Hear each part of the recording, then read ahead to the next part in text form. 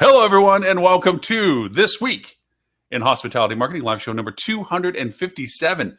And present and accounted for early start green room conversations, Miss Adele Gutman, who is currently in, where are you? You're not in New York right now.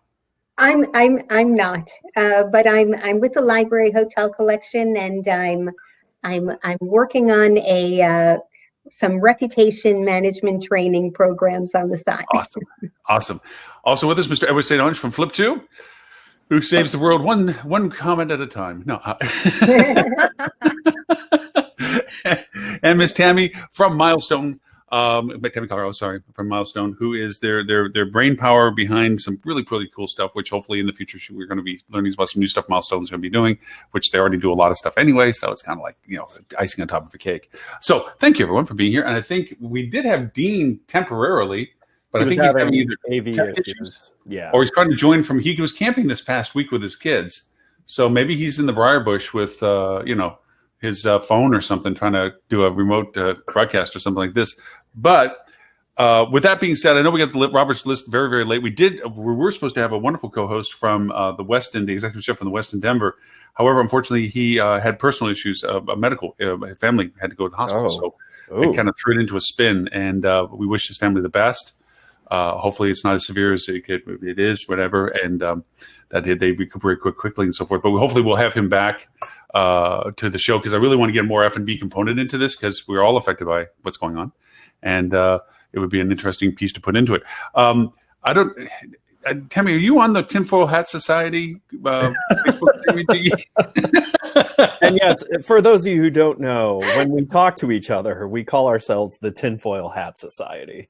I don't think I am yet on the. Oh, we need to bring you on board. Adele, are you on that with us as well yet? No? Oh. Am I invited? One of the reasons why we're not worried about Robert being with us is that we now nickname him the Grim Reaper. Yes. Because he's so involved with the data because of Focusrite and doing what he's doing with JD Power and everything else.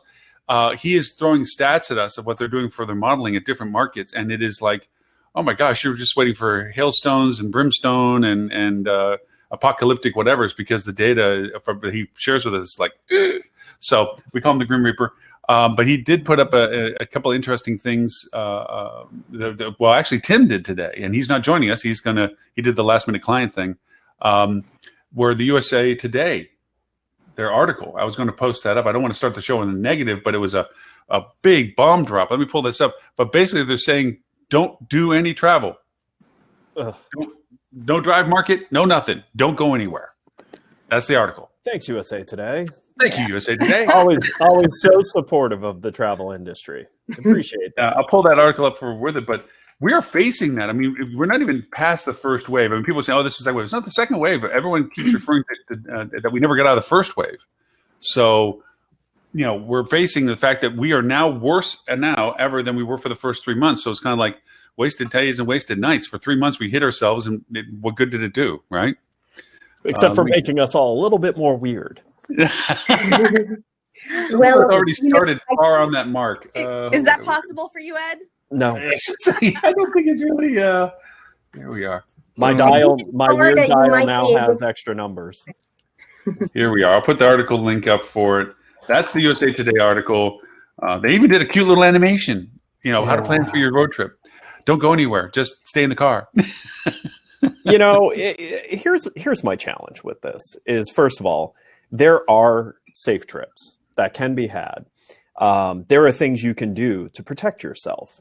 The problem is the reports I'm getting from our hotels that are actually doing fairly well right now is travelers are completely acting like nothing is going on, and they're not protecting themselves. They're not.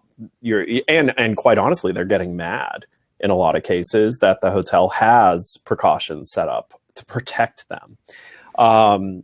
Now, that being said, go to the beach, go to a national park, go somewhere that, gives you the ability to, create the amount of safety that you're looking for based on your, feeling of what your risk is in this situation.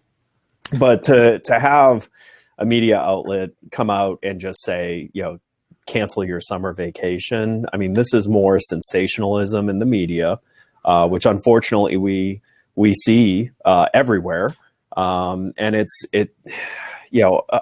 I hope if any good can come out of this craziness is maybe on the other side of this, people will start realizing that the media does not at all hold itself responsible to, passing correct information. I was actually reading an article this morning that it was Tucker Carlson's lawyers are arguing that he has no requirement to tell the truth in what he does because everyone knows he doesn't. And listen, it's nice to actually hear that conversation happening because the news networks are not news networks. They're opinion networks. They're like this show. This show is opinion. And,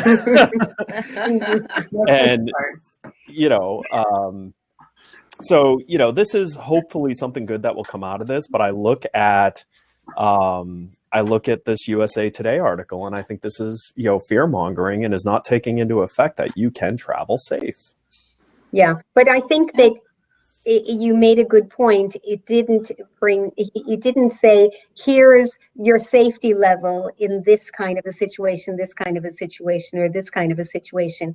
But, Expedia also said that most of their revenue drive and most of their demand is going now to the private home rentals, and it makes perfect sense because you want to have a vacation, you want to have a pool in your backyard, but you don't necessarily want to expose yourself to that many other people. Probably camping and things like that are much more relaxed. But as Stuart said from Fuel Marketing the other day, the early adopters are the ones who are brave, and they're not going to be wearing a mask because they feel invincible. Yeah, and but the challenge with all of this is, first of all, I mean, living in a state that is currently skyrocketing. Mm-hmm. If you look at contact tracing, there haven't been a lot of hotels discussed in this. It's been actually a lot of it's been around bars. And which makes sense because what do you normally do if you're wanting to go out to a bar? You're generally going to one that's lively and busy and loud, which means you're screaming at each other, which means you're spitting on each other. Mm-hmm. Then you're drinking, which means you're not paying attention to how far away you are. It makes sense to not have bars open, and it looks like our state's decision to close the bars stopped us from, going even crazier high in our cases. But, we need to be realistic about what kind of businesses are dangerous. And honestly, I don't see a hotel with all the data we now have. I don't see a hotel as being a really high risk. If you are worried about it, wear a mask. Right. It's that not simple. The hotel. It's the behaviors of the individuals in the hotel. Yeah. So and what you do during your stay. Yeah. So don't go to bars. Yeah. Right. And don't swim in the pool. Or you could, because maybe chlorine kills it. Maybe it doesn't. Depends. Well, as long as you stay 6 feet away, right, in the pool. But maybe 10. And that is the challenge, right? I mean, people don't travel to social distance, right? They travel to go to beaches and go to bars and go to restaurants that they want to go to. And so there's this, and I was moralizing on our little group chat this morning about, how if Texas, or not Texas, if Florida, Arizona, and South Carolina are at the top of the list, and we're all in the business of helping hotels encourage people to travel, is that really a moral undertaking for us, right? And so it is, and I hate to bring that in. I know it's heavy duty, but we're all professionals, and it's something that we cannot just ignore. But we all struggle, hoteliers and all the rest of us struggle with conflicting messages from government entities. And so, like we just said, it's not the building, it's not the pool, it's not the resort, it's not the park, it's the people and how people behave. And hotels can, and through all their digital marketing and their advertising, can do everything they possibly can to encourage good behavior from their guests to keep that spread down. It is all on individuals to know and understand they're part of a community, and that by behaving in certain ways, they can help things get better. Yeah. And I think also, some of it is going to solve itself. I mean, I think that there's the almost responsibility in some cases with the hospitality industry to be able to safely welcome guests who do decide to travel. But I don't know if you guys saw the latest Longwoods survey that just came out. HSMAI just kind of pushed that out. But 3/4 of people are now saying that they're changing their travel plans because of coronavirus, since all of the news about the spikes and things of that nature. So it's really, it's kind of interesting to see that, because I think, and that's what I mean by solving itself. If people are feeling unsafe about travel, they're just not going to travel. That, of course, creates a host of other issues for us on the business side. Right. There was something else this week. I tried to find it again this morning, where there was a study about there's an uptick in negative hotel reviews. And a lot of the content of those reviews were about social distancing, about there not being enough social distancing, about staff not wearing masks. And those are specific to the time. They're not, and they weren't particularly about cleanliness. It was more of behavior, of individual behavior at the property level, either about staff or about other guests. Yeah, I was gonna say we're hearing a lot of that, where people are upset at how other guests are behaving. I mean, it's the same way, we all have those people. You walk in a store, and you're like, well, why aren't they wearing their mask, right? And so, and that's creating this deluge of negative reviews. And then you also have these people that, why are you forcing me to wear a mask, right? And it kind of back to, I think, your point on there, or maybe it was you, Adele, talking about how we've heard so many different things and conflicting views from our government leaders and our, should we wear masks? Should we not wear masks? Should we do this? Should we not do this? That it's almost just become this political issue versus this, like, what's best for the country and the health and safety. There's no almost about it. Yeah, well, trying to keep politics out of the conversation today. But so, how do we get back to how do we communicate to travelers that it is safe to travel? And you're right, this USA piece I've been kind of reading through as we've been talking, and it's very fluff piece. You've got a couple people like, I don't think it's safe to travel. Well, let's publish an article around 3 people, right? Like, or I didn't think it, be safe to travel internationally. What if people don't wear a mask? So I canceled. Well, and then the airlines canceled my trip. We go, well, okay. But I was supposed to be at Disneyland Paris today, and I'm not because I chose to cancel. But it was canceled for me. Right. But to blanketly state that no travel is safe. I mean, nothing we do right now is 100% safe, right? Right. People that contract from the grocery store, but I think it's up to us as individuals to determine our risk level, and it's up to us as business people and hoteliers to figure out how to communicate that it is safe to travel and how to make sure that it is as safe as we can possibly make it to travel. Yeah. Well, and to prove, that you can have safe behavior, I will say something that our governor said in the last 24 hours, which is, if it's safe to have a Home Depot open, then it's safe to do certain things. Because Home Depot has been packed nonstop through this whole thing. And guess what? The contact tracing, have you heard anything about major outbreaks coming from Home Depots or Lowe's or any of these, big box, home improvement? No. So it is possible. It is, but it depends on what you compare it to, because most people aren't in Home Depot for hours, right? Most people are in Home Depot, even now, probably time spent in big box stores is pretty quick, right? People want to get in and people want to get out. I mean, I went to Costco last week. I had a mask. I was in and out in 20 minutes, right? Yeah. And I got in and I got out. But do you meander around your hotel's lobby when you're on vacation? Do you meander around? I get to hang out in lobbies to do work, to get out of my room, so there. Sure. I think comparing and this is where I think I'm sorry, Tammie, I know you don't want to drag politics into it, but part of the challenge to travel is a lack of consistent messaging from entities to travelers. Agreed. That's just, it's all sides everywhere, right? So, yep. And it puts hoteliers, sorry, go ahead. But you can't compare going into a Lowe's and having schools open. You can't. Right. I agree with that. But I think you can compare it to staying at a hotel. Because I think you can have the same level of, one of the reasons, because trust me, people would spend extended times in a Home Depot if they could.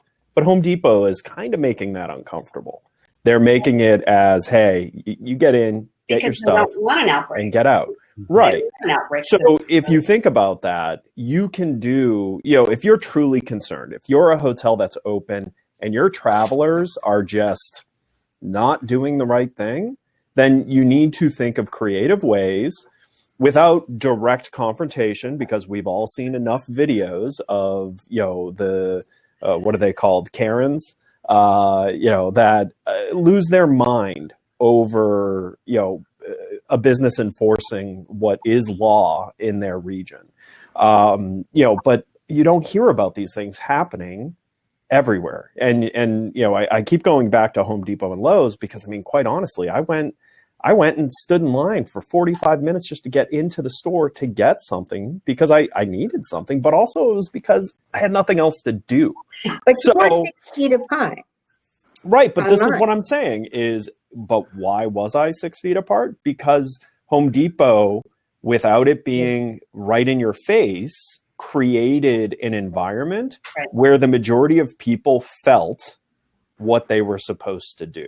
Right. So I think if you're a hotel that's concerned about this, you should start thinking through how can you give a feeling of what it is that people should be doing to help the masses figure it out, because they're just not.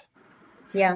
I think that people don't go to a hotel to just check in and stay in their room. They go to the hotel to have experiences. Mm-hmm. So the difference is that they're not in and out of a Costco or a Home Depot. They're going to want to be in a public area with other people, and it needs to be seated in a like when they have the circles in the grass, one family here, one family here, one family here. And the problem with the bar is, I think you could have a bar open if it's set up with socially distant tables, for and no actual bar. Family. Right. No sitting at the bar. And no sitting in the cafe, right? There's a bar, but you can't stand at it and you can't sit at it. Just think about how gross a bar is anyways. People are facing all the drinks. And it's gross. Well, now we feel it. But to bring it to some terms. No, it's always been gross. It's just now more people feel that way. To me, optimistically, germaphobes. To me, optimistically, this breeds opportunity in marketing strategy. This breeds the opportunity to be very finite in our definitions of what we're offering, both for the safety to the guest and our team, but the availability of what's available for them to do when they're with us, should they have that cause to be with us. What is it that, it's not just a broadcasting rate and date. Here we are, we're open, we're doing these cool things. It's more about, hey, the Kids Museum 3 blocks away is open, limited amount of reservations required. Here's the link for that. This is the times that it's open, dates and rates. This is what you need to do when you go there. This is what you need to do when you stay with us. This is redefining what we're doing for hotels that have exterior hallways. Go figure. Now, all of a sudden, there's an opportunity of advantage for that. Yeah. What you're doing to make people to the point of you're not just going to a hotel to stay in the hotel. Even destination resorts, there's limitations as to what you're capable of doing in the resort based on limited. Hey, Stu. Wow, Stu's back in the office. Look at this. Oh, I've been listening, riding my bike in. I was listening. I have opinions. Oh. So anyway, I see it as being where this is the chance, because the cool part is now, unlike any other time, we have these tools that are capable of that very finite, almost market of one mentality. You can really granular messaging, specific, tailored to the people that are most interested. There are still aspects of travel that are required. Sad as it may be, people are still passing for unfortunate reasons. People still need to go to funerals. Now they're available to go to funerals. People are still going to see convalescent support. There's people that are traveling to go see people they haven't been able to see for a while. There's family support, family engagement again. There's the strata of people that are defining what are you doing for your isolation. Okay, well, that's comfortable. That's what we're doing. So we can meet with you now. There's social groups that are actually categorizing themselves as to what they do in comparison to what you do for distancing. And you feel comfortable doing distance engagement with them. So you do have friends that come over, but they sit on the other side of the room. But you know they're not bringing anything in with them because they're doing the same thing at home that you're doing. Other friends, not so much, but you might meet them in a public place. We're creating all this strata of criteria now for engagement that has to infiltrate into our marketing as well, that we have to begin to redefine what we're offering so that people up and below what we're doing feel comfortable coming to us and give them the reasons of why they need to come to us. So to me, it's opportunistic for the current circumstance. By all means, I'm not saying this is and I think your physical experience, there's opportunities. First of all, if you're a hotel that has personality, I'd be doing funny things. I would have funny signs up that make humor of what we need to be reminded of. Because again, there's just human behavior is don't tell me what to do. American behavior is don't tell me what to do. However, people appreciate cleverness, they appreciate humor, and you can subliminally get a crowd to behave a certain way if it's prevalent enough and if it's something that would draw their attention, which I think if you did something with humor, you could absolutely do that. To that end, one of my hotels in Indianapolis, very creative GM, she did the video where when somebody walked in the door without a mask, she's like, stop, and they did this dramatized video, and it was really cute. They have a sign in their elevator that says, must hold breath till 3rd floor. 4th floor, you're allowed to exhale. 5th floor, only if nobody's in the elevator can you inhale. Good luck. And they just but that what that is doing is it's not just being funny and it's not just showing humor. It's reminding people that this space that you're currently in is a space you should probably be thinking about. So, and you're doing it in a funny way. Right. In the beginning, the brand marketing was all about cleaning, right? It was all about how clean. They all raced to, hook up with a partner, Clorox or the Mayo Clinic or whatever, to ensure to be able to, inspire some confidence that their rooms were clean. But given sort of where the negative reviews are, they're really less about cleaning and more about the behavior of guests, the behavior of staff, and social distancing. So it seems to me that it's probably time for cleaning is important and ensuring, letting guests know that things are clean is good. But it seems to me with the spread of the virus still ongoing, probably another message that needs to be gotten out there is how we are managing our public spaces. How we do, like people are fine going to Costco and Home Depot because they know, and Costco was the same, right? I didn't have to wait in a line because I planned my visit, right? But, they were counting people as I walked in. There was a clicker guy there and they were ready. And so I'm confident, I'm okay that I'm not gonna, that Costco is doing what they need to do to keep me from catching, from them being a spreader. And hotels, I think now start thinking about that is how do they inspire that kind of confidence that they can go to a hotel. Well, I think that there's like a fundamental misunderstanding that's going on, and it's really prevalent in the USA Today article, and that is that places don't spread COVID, people do. Right? Mm-hmm. People's behavior is what spreads COVID. If you are someone that goes anywhere where you apply common sense, your risk of contracting this disease is very, very small. But if you go and behave like a lunatic, like a lot of people are, so I'll give you an example. Right now in Myrtle Beach, I've been speaking for weeks about how great we've been doing, right? From an occupancy standpoint, we've been going gangbusters. Then in the last 2 weeks, there's been a lot of negative press. And if you read the articles, it's articles like this group of 100 people went and rented a big house and shared it together and they all came back with COVID. Darn you, Myrtle Beach, for giving us COVID, right? And it was Myrtle Beach was painted as the bad guy. It's like, no, the 100 idiots that shared a room together and all went out and partied every night, those are the people that spread COVID. It isn't the place. But I'm gonna challenge you on that. I'm gonna challenge you on that and say if Myrtle Beach in its marketing makes a big deal about how open it is, and there's lots of great pictures of people on the beaches, then That's not the advertising. The advertising is travel responsibly. We are here, enjoy open spaces, but when you come here, travel with a face mask, travel. So they're very, very deliberate. They're not saying come here, woohoo, party, because that would be irresponsible. Right. The entity is, but people's posts on social media may not be, right? And so, the marketing is not But again, that's humans. That's Right. your travelers. People. Doing It's that. not- That's not Right. marketing. exactly, but it's Right. still, I mean, to Stuart's point, Myrtle Beach as a DMO can do really responsible marketing all day and all night, and I'm sure they do. But that only counters to a certain extent individuals posting on their social media about how fun it is in Myrtle Beach, and look at this great house that my 100 friends and I rented.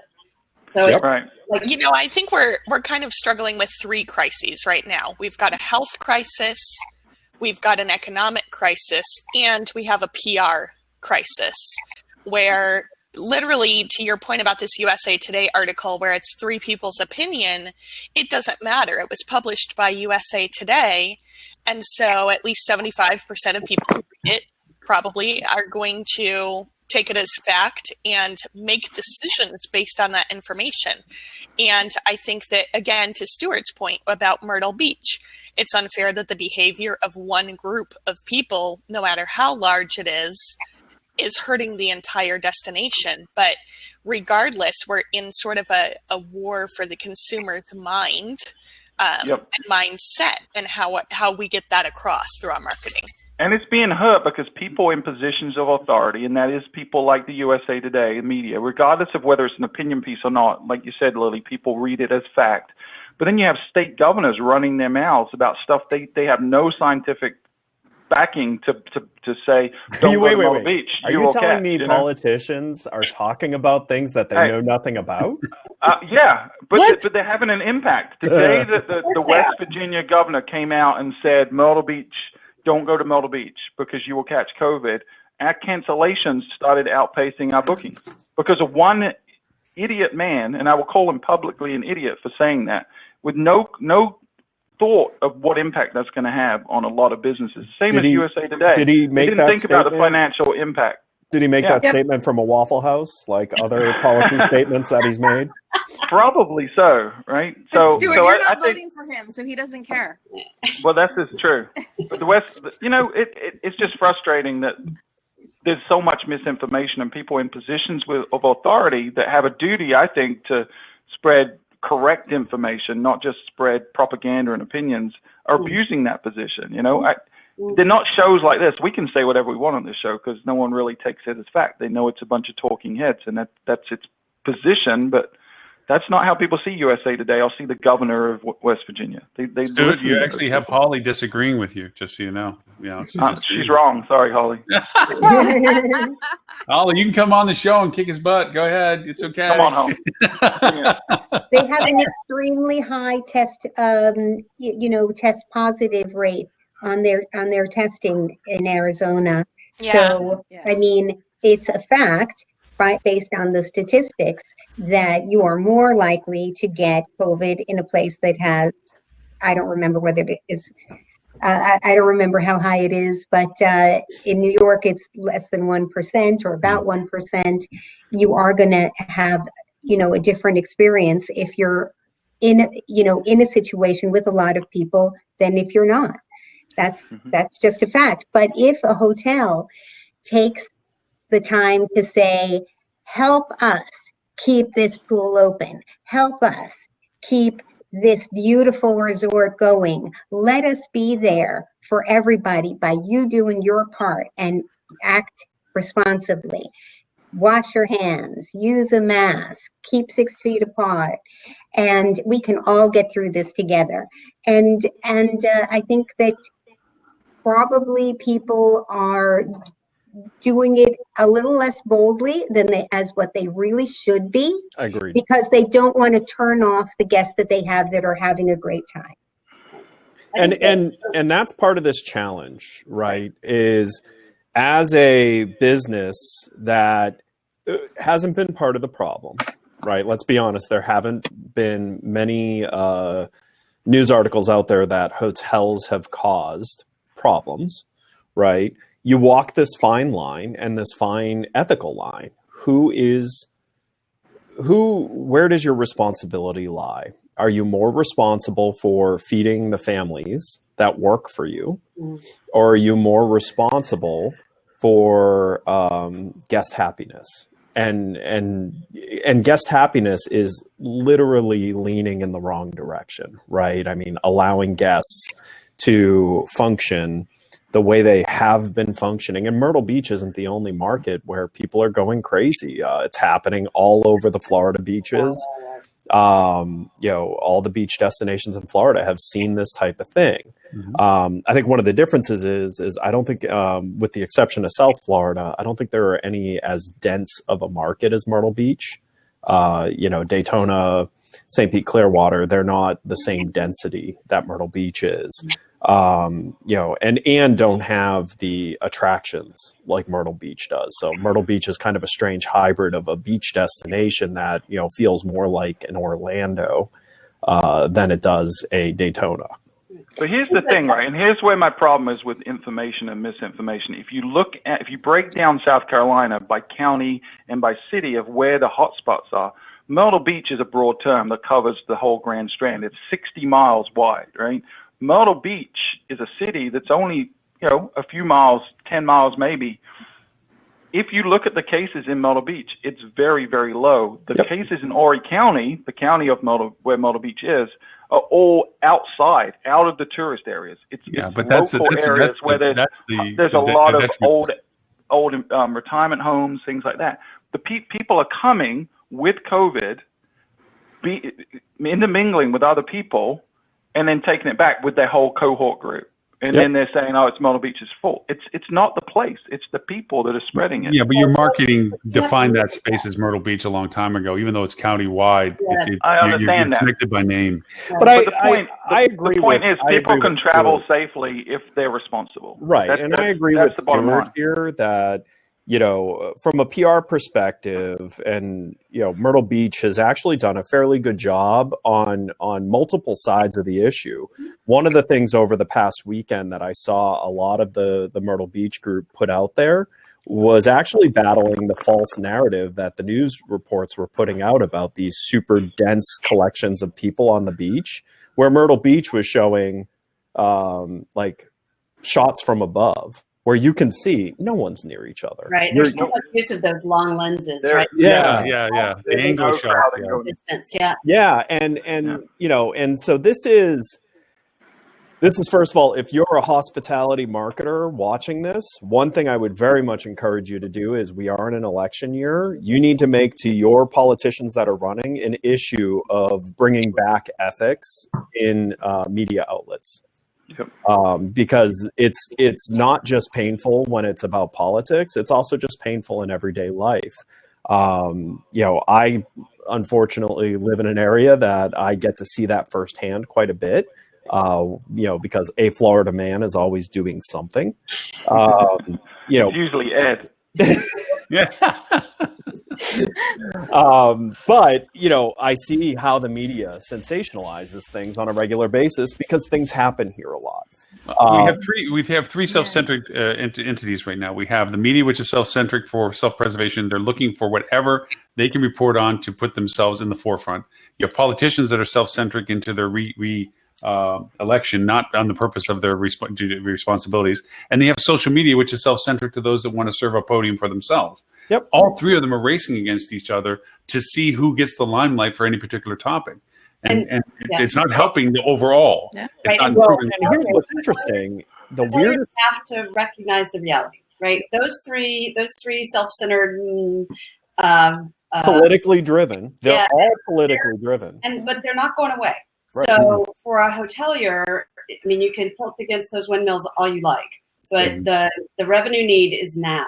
So what do you do as a hotelier somehow, or as a marketer? Somehow there has to be a way, and smart marketers can help with this, is being able to, because there are going to be politicians, I'm sure, Stuart, there are going to be more politicians coming out against Myrtle Beach, right? So accept that as it's going to happen, and what do you do about it? how are Yeah, and they're shifting. It's not Myrtle Beach. It's Florida as a Right, state anyway, now. right. They're attacking because it fits their narrative. We as an industry need to be in that fight together with one voice saying, you are wrong. Stop spreading this misinformation. People are the ones that transmit this disease, not places. And if people don't start traveling, we're going to be dead as an industry. People are already hurting, and we were thinking, okay, fall, we'll start to see some travel. We'll start to see some group business. It's probably not going to be till 2021 at this point, because the media and the politicians are confounding a problem that was already bad, and they're making it a ton worse. So a lot of destinations were looking at, we're starting to recover. We got some hope. Now they don't. And this is going to go on for a long time. And I have news for you. Like, these outbursts aren't going to stop with Florida, Arizona, and Texas. Right. When New York finally has to figure out how to open up its public transportation again, they're going to have a huge outbreak from that, because public transportation is right there with bars. You don't have the ability to socially distance on a subway. Or schools. When schools open up in the fall, and schools are going to open up, forget it. They're going to close right back down. I mean, and it's funny because everyone knows it's going to happen, because you have the same exact problem that we have with travel, which is people are inconsiderate. And you're going to get that person who knows their kid's sick, but just feels like they have to go to work that day.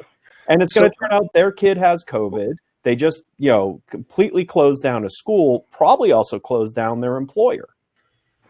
So we as hotels need to look at the long term now, right? And say, we can't tolerate bad behavior, because it's going to cost us our very livelihood in the long term. So we all have to say, hotels have to operate during a pandemic. We can't wait until this is over, because a lot of people will be out of business. We have to learn how to adopt and say, we're not going to wait until it's over. We're not going to wait until the new normal.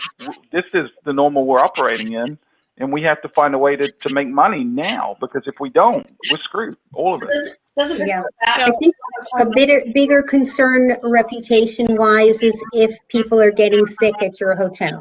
If you can really, though, dig down deep and find everything that you can do to make a safe environment that people will naturally go to, as Ed was saying. If you can say, look, we did everything we could, but we can't completely guarantee your behavior. You have to see, if you look at a crowded beach, you have to say, you know what, that's a little bit too crowded for me. I'm going to try at the end of the day when the sun is going down and other people are leaving, or wake up earlier or something like that. So tell Holly she's wrong. Tell Holly she's wrong. Go ahead. Tell her she's wrong. Hi, girl. Right now. But I will say real quick too, again, going back to the funny, like, if I was a hotel and I wanted to ensure that I wasn't going to be complicit in the problem and I wasn't going to be made an example of, this is where you need to get creative on enforcement. And enforcement doesn't need to be a security guard. Enforcement could be funny. Enforcement could be a socially distant ninja, or someone who's just literally going through reminding people, like, hey, you got to break it up, folks. We want to be able to host you again. It's one of those things where being creative would be your friend here.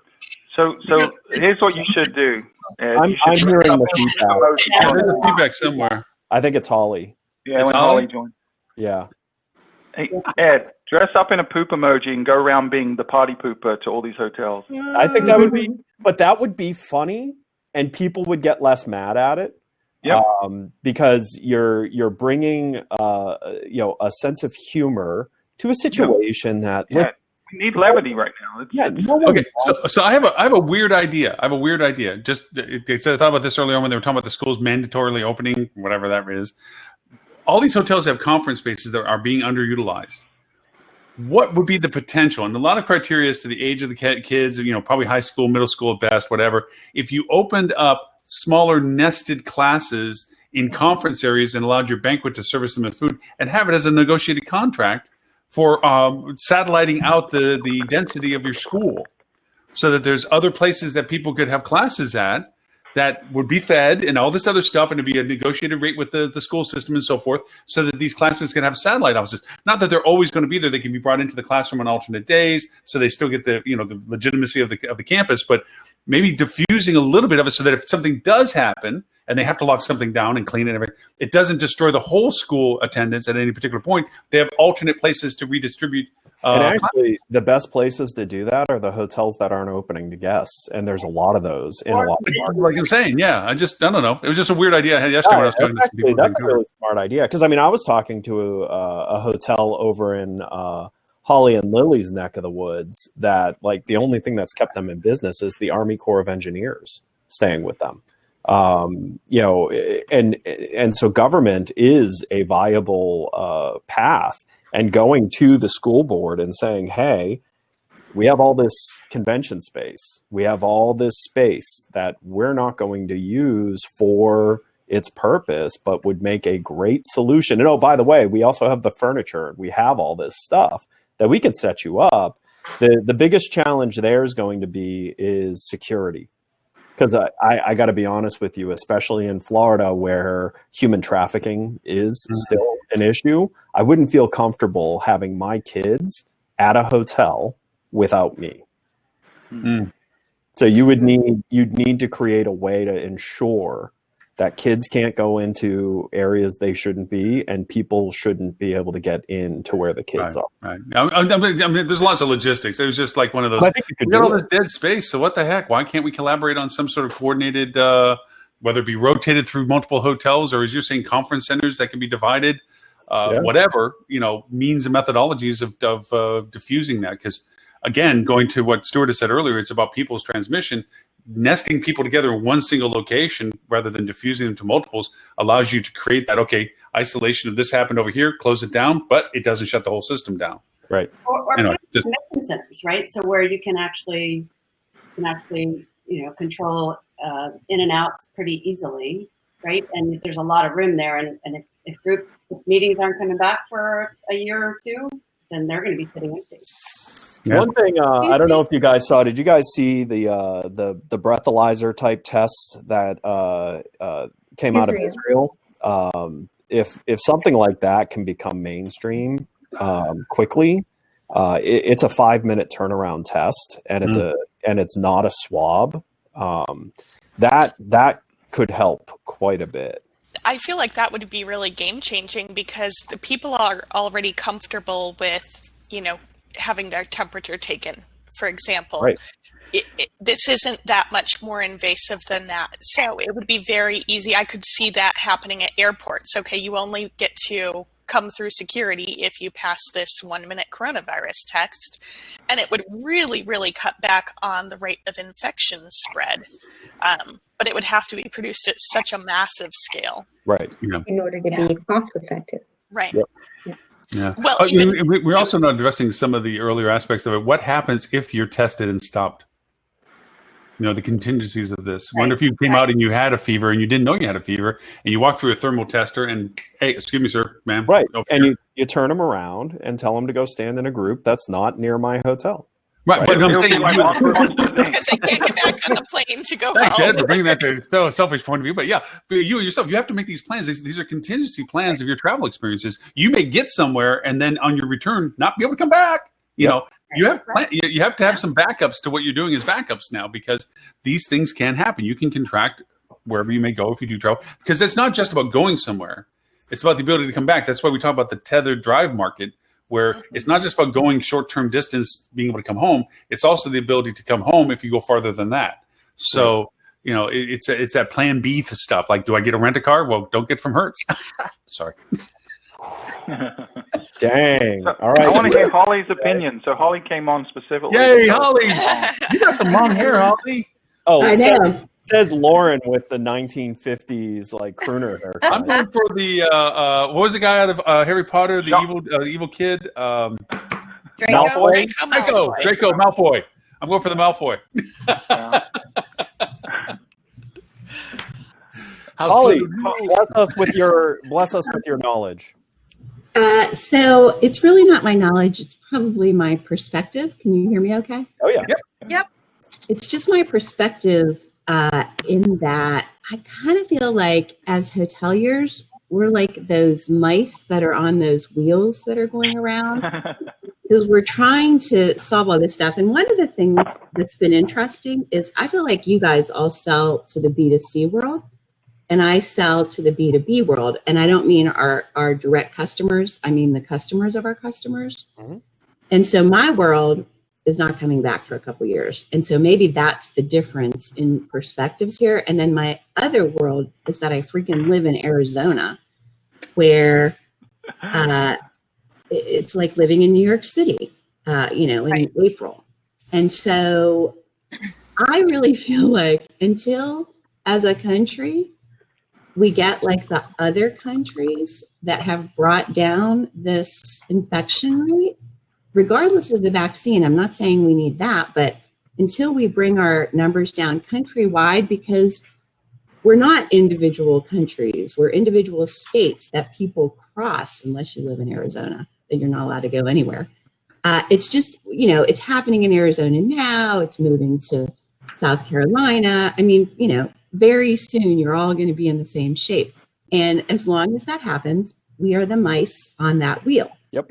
Unless we can figure out. So I think Lauren's idea of, all right, let's forget trying to get hotel guests into our hotels until we get these numbers down, because you're right, Ed, we haven't had those stories of hotels causing this because we haven't had the volume of customers that we're hoping.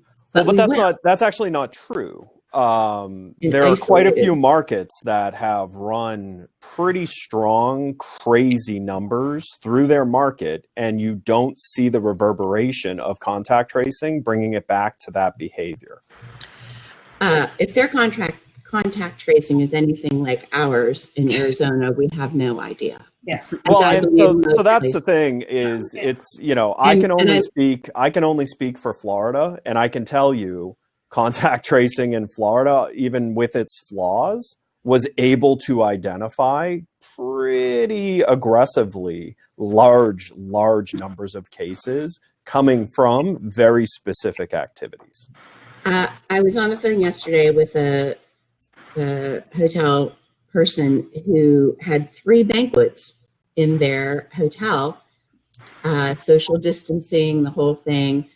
0 were wearing masks. I guarantee that, it was a wedding, it was something else, and it was in Cincinnati next to Kentucky. All the people were from Kentucky, although I'm sure it was Ohioans too.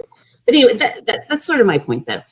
You're right, Stuart, it is the behavior of people, but for whatever reason, the people that live in the US just continue to misbehave. And so And again, it's the type of people that are traveling now are more likely to be the people to misbehave. So we've got to try to find a way to get less reckless people traveling. So I think coming up with solutions like Lauren's idea where, okay, let's build an infrastructure where we're using our space. I mean, I do believe until we get kids back to school, people can go back to work. And so, that's part of it. But I can't fathom, I don't have kids, I can't fathom sending your kid back to a school. Like, I can't imagine you would do it. But well, again, it has to do with, though, what steps has the school taken? Yeah. Right. I mean, because the bottom line is, like, I've had my kids back in summer camp, but we selectively picked summer camps that had really strong policy of control. And we've had no issues from it so far. And we're far enough in that we would know by now.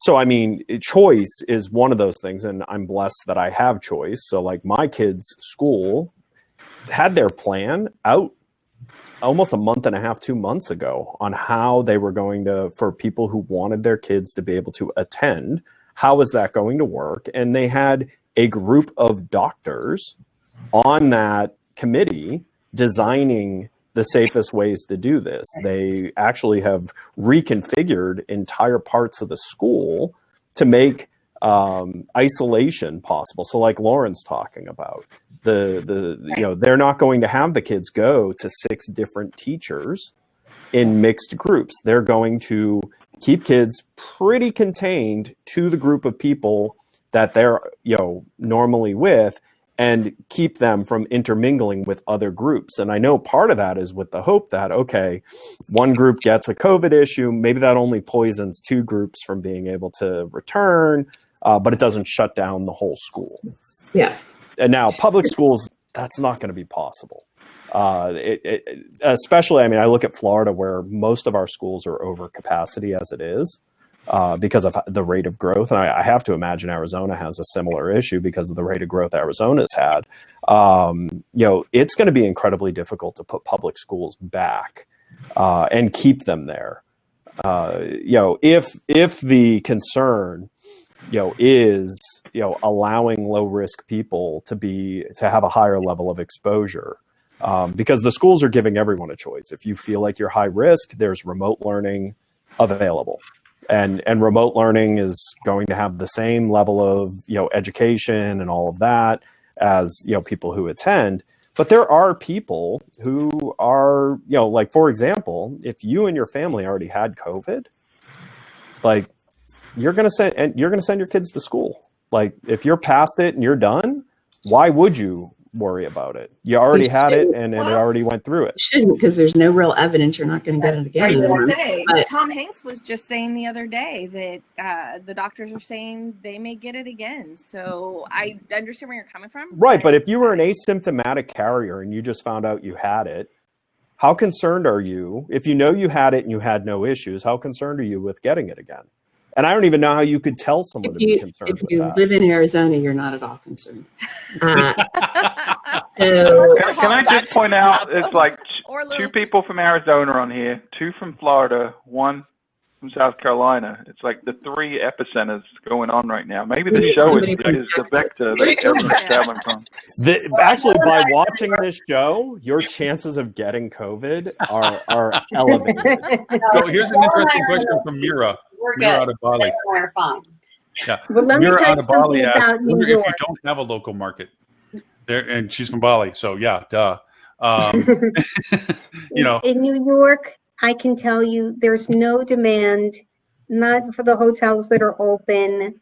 They're only finding emergency work. The hotels that have a July 31st opening date, not seeing any reservations coming in. The cancellations are still outdoing any reservations, if there are any. And frankly, a lot of hotels, if you don't have 90% occupancy at 365 or higher, you're not, viable. So it makes more sense to be closed than to even open. And a class, not that many hotels have too much meeting space in New York anyway, but for hotels that are just guest rooms, they can't afford to take low rent for those rooms for people who may need them, because they'd have to take more out of their pocket to make that possible. Now, fortunately for those hotel owners, the people who own those assets, New York is one of the most incredibly expensive and incredibly constricted real estate markets on many different types of real estate, that they have an opportunity to not be a hotel and not have it completely destroy them. So that's great news for the owner. That's horrible news for hospitality workers. And I think you will see in cities like New York, and I wouldn't be surprised in cities like LA, in these really dense developed cities where real estate is insane. I would not be surprised to see hotel inventory drop. It's 100% in Boston. Yeah, Boston. Yeah, exactly. That's another one. Announced properties that have already flipped out. The owners, the asset managers are saying, yep, we're done with hospitality. And in Boston proper, it's the same as New York City. We have a big hospital complex. There are a couple of hotels that are adjacent to the hospital complex that are serving medical workers. And there's a couple of hotels that are serving the homeless who are sick. They're run by the city. But then there's nothing. I mean, out on the Cape, there's some, so hotels are reopening out in the Cape. But not many. So the hotels that are open out in the Cape have amazing amazing rates. Yep. I mean, really high rates because many hotels have opted just to not open. And then out in Western Mass, out in the Berkshires, there's some openings as well. But the ones I'm concerned most about are, the hospitality industry in cities like Atlanta, where, Atlanta, the way it's developed, it's very like Florida. And so you could even say the same thing for Orlando. You can't easily convert a hotel in one of these real estate markets to something else meaningful because the hotels are not generally in the right areas to be able to have multiple choices of what to turn the asset into. Office is overbuilt in markets like Orlando and markets like Atlanta. So, just changing it to office space is not going to, get you a meaningful amount for the asset. And residential, unlike New York, people who live in Atlanta, people who live in Orlando have choices to live in much larger spaces than the average footprint of a hotel, for pretty cheap dollars. So you couldn't convert it to residential easily. So you wonder how much this is going to hollow out those city centers, right? So as people say, I don't know that I want to. So setting aside New York, which is a different piece, but for Atlanta and Orlando, I mean, Atlanta used to have years, as an Atlanta native, years ago, they had a viable downtown, but then they didn't. Yep. And it was starting to build back up, especially with millennials wanting to live in town. But now, I read, people in their 30s who are starting to have kids don't want to live downtown anymore because they want more space. They want to live in a less densely populated area. You add to the fact this now, the changing culture of being able to work from home and so forth has also exacerbated that to people be able to make choices where they want to live and work. I know that Stuart's a huge fan of talking about Airbnb, not specifically about Airbnb, but more about one is I will correct that and say that I was wrong about an assumption with Airbnb. I thought Airbnb was going to suffer tremendously from all this because of people's lack of safety with the individual hosts. I did too. They would feel there's some inconsistency about that, and therefore they weren't going to be risking going to these places. Instead, the rebound that Airbnb is focused on is the ability to detail what they do at individual places by the individual host so that people can feel more directly connected to what's being done to where they're going to stay. Plus, the isolation aspect of being able to stay in a single unit, not connected to other units. So it's kudos to them. They're showing us again from a hospitality perspective what we should already have assumed in our own conversation, which was we should be talking about all the things that we are doing from our earlier conversation to ensure the safety of our guests with the ability of standardization and so forth. And Airbnb is amplifying that. And I bring this up because a call that I just was on a quarantine with the HSMAI chapter in BC. There was some interesting revelations to all this. Airbnb is kicking everybody's butt in that market right now. Most of the hotels in the Vancouver city, it's like a lung. Everybody's leaving the city now that they can. Vancouver is on a level 3, and it's the only city and area and province in all of Canada that's at that level. Everybody else is at a lower level. They're still isolated. Vancouver's been doing a great job of keeping control of their environment. You can go to bars and restaurants, and they're very well controlled, and they shut people down on a dime if they're breaking the rules and everything else like this. They're very structured about this, and so they're able to exercise more travel. But that's not helping the hotels in the city. Everybody's leaving the city to go out to the country right now, but everybody's also expecting them to come right back again. After they've done their get out of town because I've been here too long, they're all going to come back. Plus, the people in the remote towns are going to come into the city as well. So it's like a back and forth. But the statistics that Amadeus pointed out, because they're connected to the airlines, there's still 15% airlift from the U.S. going into Vancouver. There's still Really? 15%. Yeah. I thought the border was closed. Yeah. Now, that's not to say all the airplanes are full, but there's 15% of all airlift coming into the Vancouver International Airports come from the U.S. Another 15% is coming international. But is it carrying people? But here's the thing: 15% of for 2 weeks. So as I keep saying, every day that is the same. Is that day's normal? We went back to long-term stay strategies. Like forget it. We have the hotel they have up there. You got to stay 14 days somewhere. Stay with us. We have the kitchenettes and stuff like this. So we're going back to earlier strategies because we got flopped on our face with the pre-opening fail and then the reopening, and we still can't get people across the border, obviously. But there's still international lift. There's still U.S. lift. There's still people, whether they're essential personnel, medical, who I don't know, but there is lift coming in. So I think they're Canadians returning from Florida. it could easily be. I mean, like, you just go back, but there's a Well, that works. I was on the phone just this morning with a banker who is in the States and has to go back and quarantine for 2 weeks before he goes. I mean, people have to do commerce. Yeah. So there's these grains of rice out there still. Every market has these things that you can find and to say, okay, it's not going to, I'm not going to get full by this, but if I add it with enough other stuff, I'll have a bowl. So, there's these fragments of things that are out there. Again, unless you're a beach or nature, granular. If you're a beach or nature hotel, you don't even have to look that hard. No, it does depend too to the question out of Bali on your market and how dependent you are on airlift. I was just discussing with a hotelier in Hawaii yesterday as part of my research project, and what we're kind of finding is that you can make correlations between leisure destinations that depend on international airlift, and Hawaii is almost falling into that as itself. So we're seeing more similarities between Hawaii and, say, Cancun and probably Bali, as opposed to seeing, the U.S. one way and other areas. Hawaii's kind of an outlier. And I imagine that Alaska would be the same way. There's just less domestic, meaning, within the state, tourism. They don't go to those properties necessarily for staycations the same way that they depend on the airlift. So unless you have government or healthcare business, you're really in a little bit rougher shape than the mainland. And that's where getting creative and, trying to find those grains that Lauren's talking about, because there is travel. There's always some level of travel. Travel is too big of a necessity for that not to be the case. And then you just either have to decide, do you stay open and look for the grains, or do you close? Mm-hmm. True. Boy, nice job, Lauren. This has turned into a real bummer. I did start out with the negative one, didn't I? I did not. I just walked in halfway through here and I'm like, what the? Hey, Dean, by the way, nice to have you on.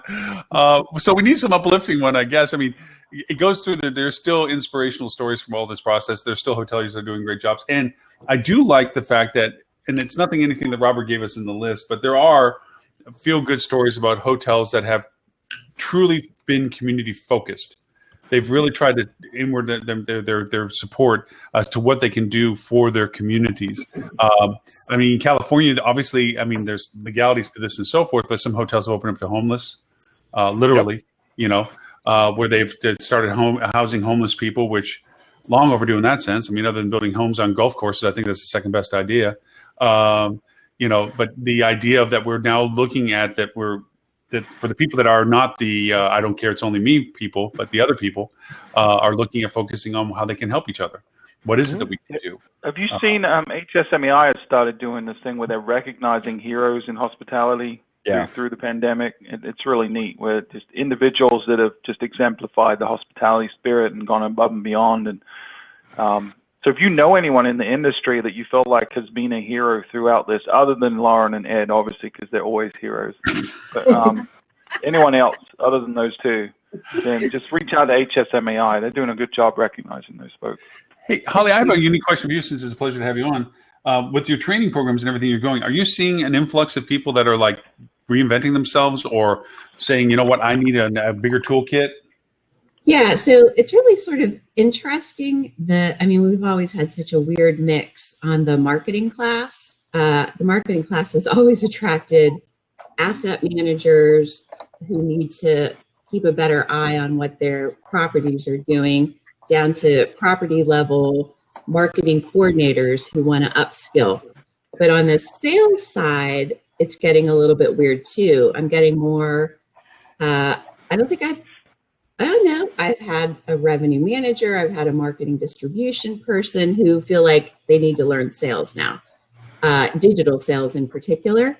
So, but what I always have found interesting, the one group that never signs up for any training is general managers. I was going to say that, but I didn't want to be like negative. Weird. Literally every other human resources even. I just think it's curious. And obviously I don't see everybody, but I just think it's interesting. Maybe GMs just don't like you, Holly. Could be. Not like I do Holly. bash them. I don't know. I've come across a few GMs that love Holly, so I'd say that's not. I know. I've come across a few GMs are like, I don't know how Holly? I don't know how anyone could dislike Holly. So I don't even know. Just like, yeah. I wonder if the class was offered instead of with. I know that you work with HSMA, but with the association the GMs would be a part of, and you said that it is a course for marketing for GMs, for example, or if it would. Yeah, it's not a market that I particularly want to go into. It's just a curious observation. And previously in my sales training, I wasn't really aligned with HSMAI. It was, my network, and it was pretty easy to attract people. But I just always found it curious that the GMs, I guess that's not true. I have had one GM who sat next to their salesperson to keep an eye on them. The training. If you have that level of trust, maybe you just need to look at a new salesperson. So I had this hypothesis of something that is possibly going to be a long-term impact on our industry. And that is, we have this defunding term that just seems to have popped up into our culture these days, defunding this, defunding that. And I was talking to a speaker that was putting together an approach to something. And I started bringing up the concept of we may need to defund our infrastructure, just from using the terminology because it's a buzzword. And the idea was this, that we went over and cut out everybody that did the work. Sorry, we did. We fired everybody that really did the hard work. And we kept the high profile personnel, the people that were the high salaried, supposedly tremendously experienced, seasoned people. They don't do work. They've been pointing fingers and looking at reports this whole time. And they're not the ones that do the stuff, but they're the only ones that are left. And now they're still paying those high salaries. They don't have anybody that's actually doing the trench digging. And they're being kept on payroll because those are the value assets. I mean, that's my senior VP of XYZ. I can't let them go. Meanwhile, I let go the junior VP or the supervisor such and such, and they were the ones that were toting the load anyway. So where in this process do we take this infrastructure of self-preservation of let's keep our inner circle tight and then we'll redistribute and redevelop our team outside of that to the, oh, shoot, did we keep the wrong people? And go back to the, hey, let's build from the ground up who does the stuff and let the people that do it exceptionally well assume greater responsibility upwards and keep only the people that know how to do that rather than the people because of their title or positioning. Because my frustration goes to my brand engagements. I keep doing this as a soapbox. I am so frustrated with the lack of brands capability in this time. All of the brands. I'm not even being particular to any one of them. All of them are biting the bean. Because all their people are gone? Yeah, because all the people are gone. All the people I got nobody to talk to on the other side. Even if I talk to somebody, I know somebody high in the food chain, and they're still alive sitting behind a desk. I'm like, yeah, dude, can I do such as that? Oh, I don't know how to do that. What the hell are you doing? Well, when we get that department refunded again, I'll be like, oh, good. That's great. We'll just sit here and not be able to touch anything for the next 6 months while we're wandering and squandering. So for me, I think there's a possible surgence of, or hopefully, a redevelopment is what we consider the priorities of what our infrastructure is within our organization. And we went through this when digital marketing began to get into its prime. When digital marketing was only 3 to 5% of your total contribution, nobody gave a care. Then we hit the wall with the GMs that, hey, I run a hotel. I don't know anything. I don't need to know about websites and internet. Remember those people? They're all retired and gone now because they couldn't migrate into the next edition of what their world is. Yeah. Well, I think we're going to hit another wall like that where we're going to hit into this level of you don't know this stuff. And I bring this up, Holly, because you say about GMs. We've all learned through training that we always talk to the lesser person in the room, knowing we're talking to the higher level person in the room. They don't know as much of it either. They have to act like they know about it. There's this threshold that people pass by with a title that says I can no longer ask dumb questions. I no longer can ask the question because I don't know it, because I'm in a room that I have to assume I know everything because that's my title responsibility. Those people we always talk to via the smaller person. I mean, I even literally have told GMs, hey, I know you already know this, but let me tell your guy purposely in front of you because you don't know a heck of what I'm talking about. Okay, same thing here.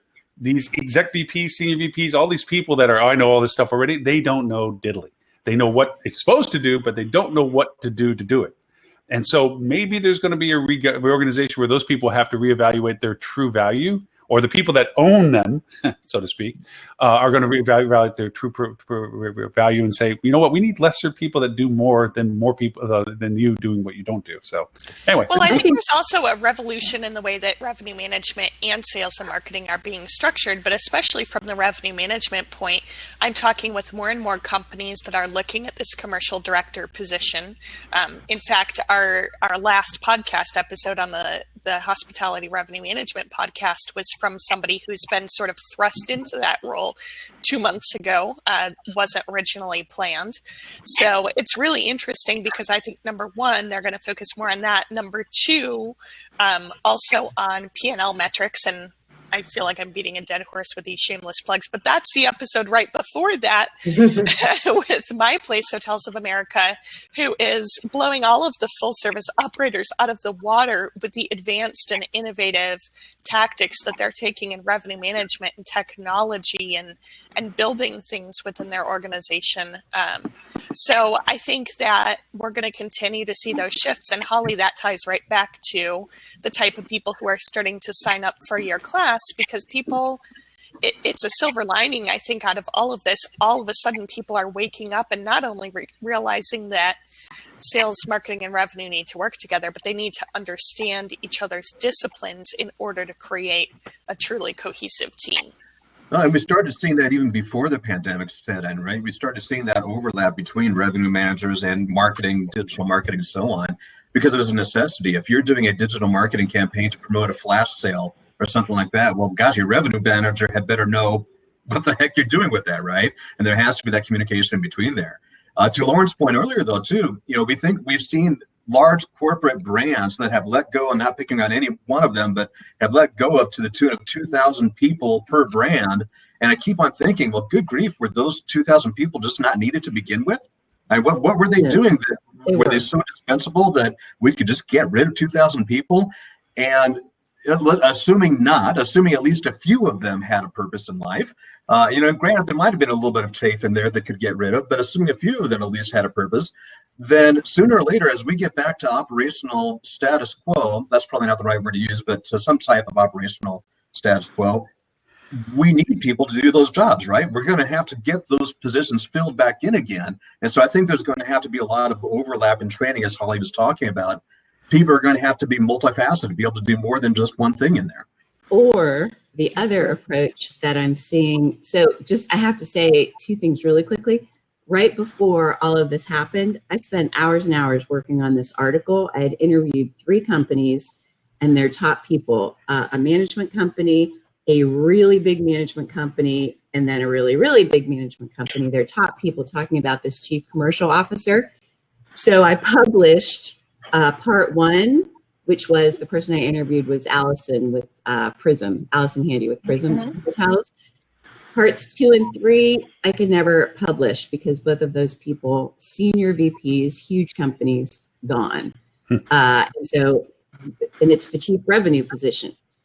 So that's the one thing I had to share. The second thing I had to share was I'm now training a group of some global salespeople. So these are the highest level of salespeople who are still employed.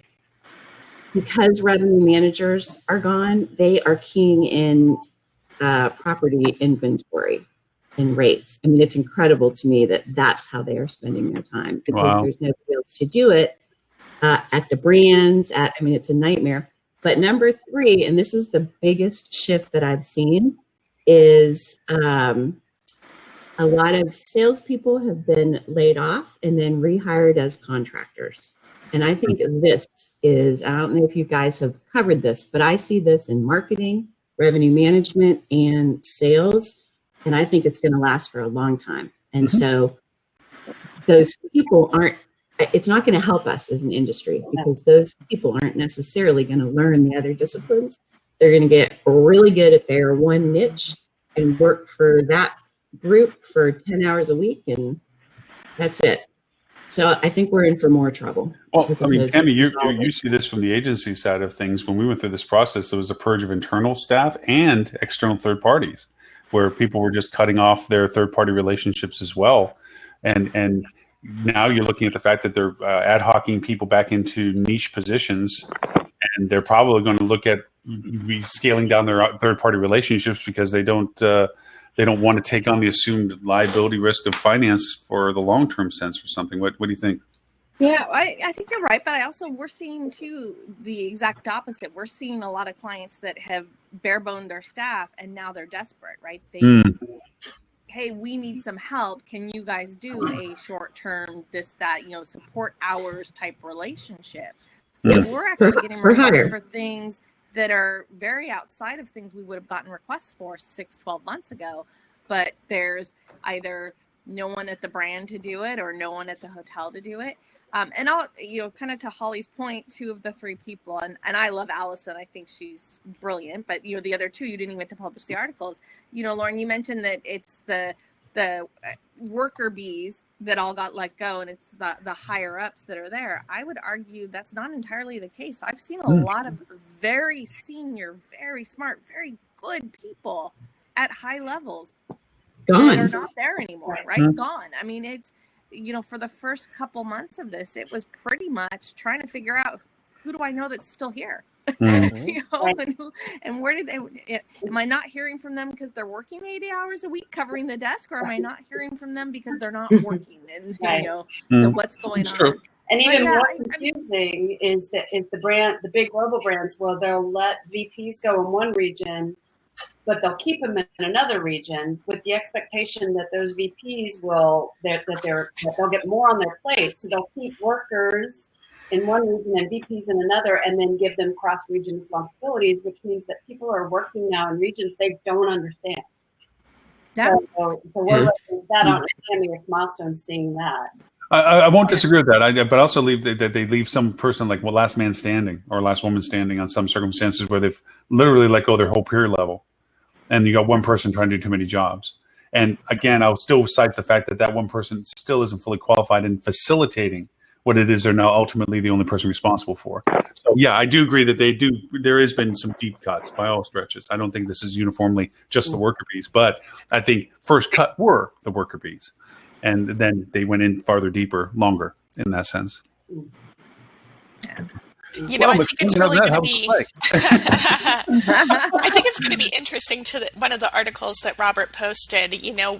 We're really kind of coming up to a turning point at the end of July in 2 different ways, because on the one hand, if they're putting out more stimulus for employers, but they also extend the $600 extra unemployment and people refuse to return to work, I think we're going to see a wave of, because I don't think people are reporting when people aren't willing to return to work at this point. They're still trying to kind of keep that relationship. But I think if it's extended, we may see more of that happening, because I've talked to over 150 hoteliers now in the last month, and most of them, I'd say about 75% of them, are reporting a top 3 pain point of, I can't get labor. Sometimes we're not selling hotel rooms because we can't get them all cleaned. Okay, since Lily brought that up, well, we used to deal with terminology of unconstrained demand, as a methodology of determining market presence and value, blah, blah, blah. Now the term's coming up, constrained demand. The inability to sell because of a lack of inventory offering, because of restrictions by law and or by facility of resource, and optimizing what that is, because you can't just jack the rate because you have half the rooms available to sell. But by the same token, you may not have the ability to go past that threshold anyways. You have a constrained demand scenario at that point. Yeah, exactly. And I mean, talking with luxury hoteliers, if they're in the right markets, luxury is actually doing pretty decently right now. And there's a large portfolio, I won't name them for confidentiality reasons, but it's a luxury portfolio. And they said that in the last month, their average ADR is exceeding last year's by $500 on average across their portfolio. And they're trying to slow down demand by raising the rates, and they're not even able to do that because the demand is so high. But to your point, Lauren, I mean, constrained and unconstrained demand have always been the terms, but you have to really think about your constrained demand as just having rooms out of order or, going through renovation, whatever. That's really, you're just working with a smaller box than what you really have. Mm-hmm. Wow, that'd be a nice problem to have. The $500 ADI. Okay, so I have this rationale that where... our industry is like the Castaway movie with Tom Hanks. Hear me out.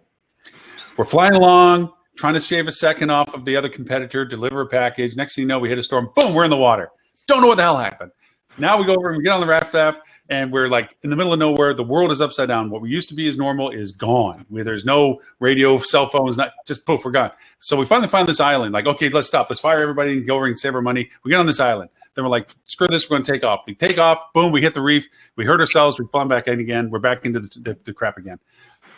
So is this show Wilson? There's a Wilson involved. Yeah, I was thinking it. We don't always get the same good advice. But anyway.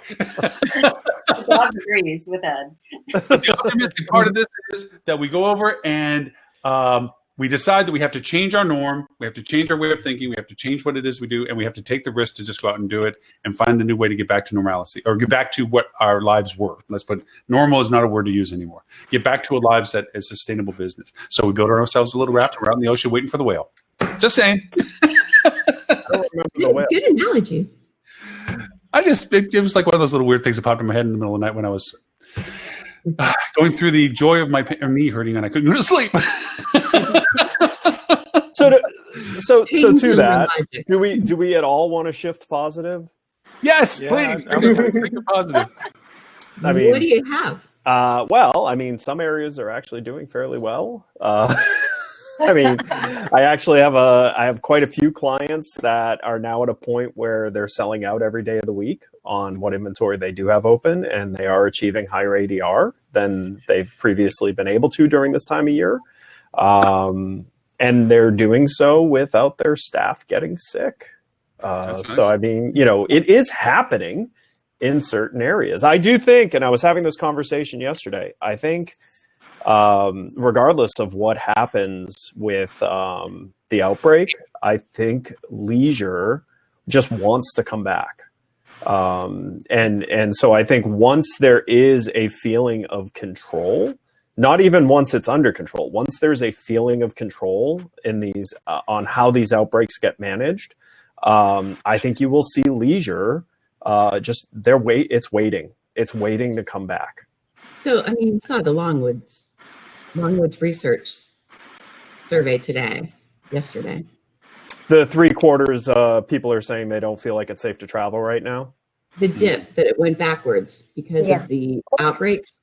Mm-hmm. Which we've seen that, but it's not just because of the outbreak, it's because of the media coverage, which circles all the way back to the beginning, which is where people are being propagandized that travel is dangerous. Travel isn't inherently dangerous. What you do while you travel is dangerous. I'm sorry, Stuart. Every time I hear you make that argument, which I agree with, all I hear is guns don't kill people, people kill people. Don't get me mixed up in that. But it's true. If I go and stay in a hotel and hang out on the beach or go to a mountain, hiking, I'm not going to catch COVID. But if I go to a bar and drink myself stupid, whether that's in my hometown or in Orlando, I'm going to catch COVID.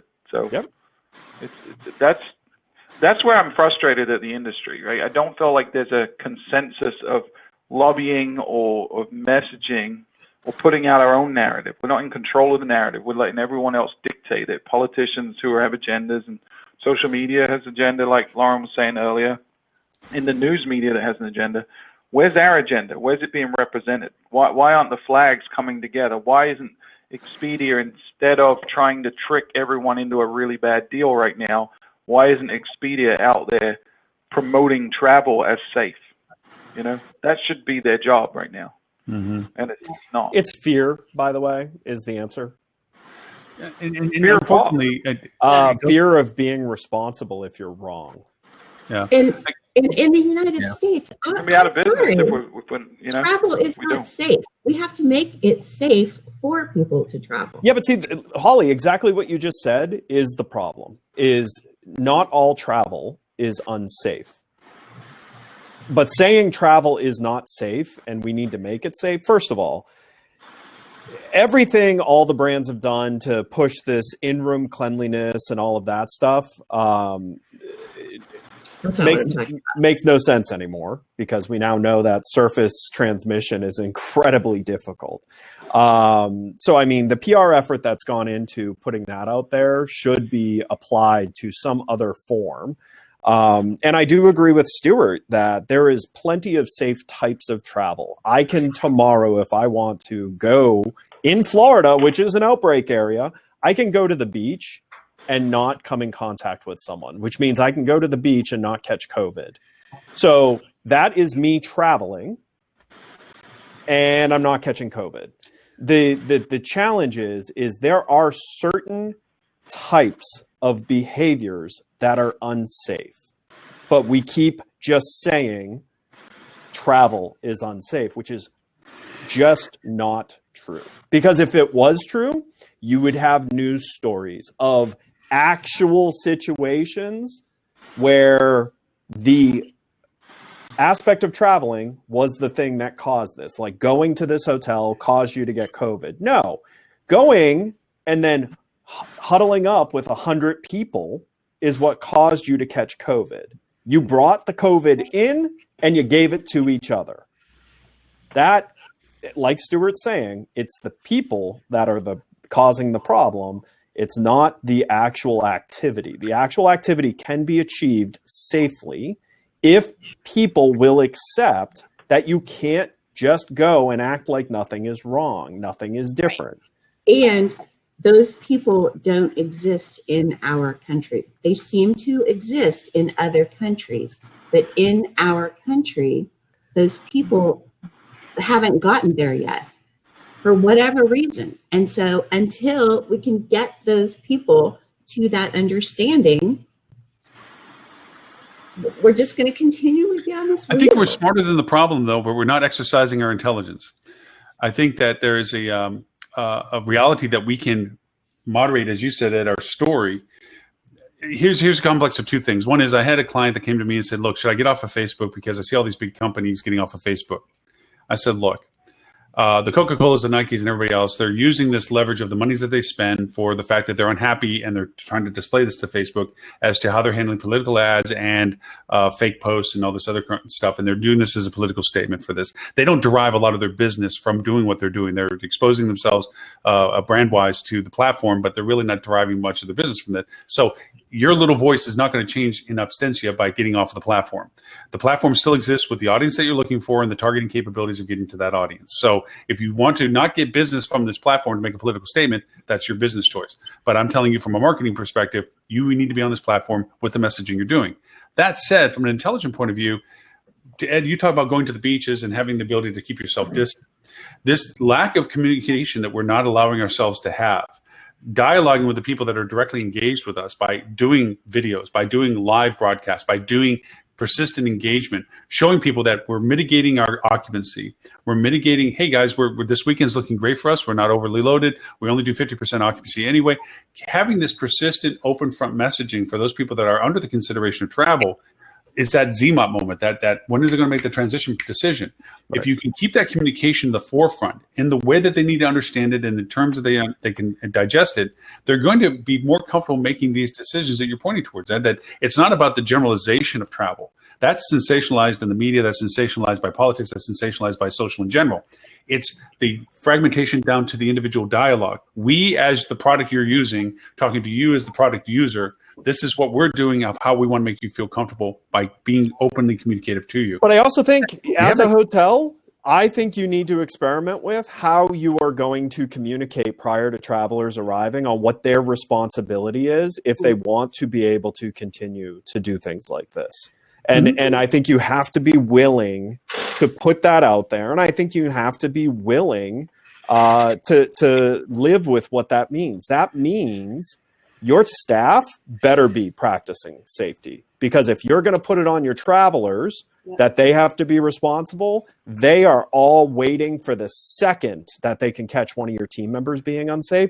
And I get that feeling. I've gone to a couple of restaurants here locally recently where people at the restaurant working weren't wearing face masks. It is the law here that you have to wear face masks. And it made me angry. It made me more angry than the idiots who walk in the door without a face mask and give the restaurant a hard time, because you're supposed to be setting the example. And if you are setting the example as a business, then you have the right to tell your guests that if you are not acting safely, you will not be allowed to stay here. And you have to be willing to do that if you want to be able to put the message out that traveling with us is safe, is we are not only holding ourselves responsible, we are holding our guests responsible. And I'm going to drop off early, but I think agree. Valyn has to drop off real quickly here. Valyn, if people want to know more about you, where is it they can find you? I didn't get to ask Amy that last week. Sure. Norone.com, and I'm Valyn.Perini just about everywhere. Thank you, Valyn, for the time today. Sincerely appreciate it. Yeah, thanks, Valyn. Nice seeing seeing you. And we lost Tammie from Milestone, just so everyone knows. So if you want to go to milestoneinternet.com, she's there.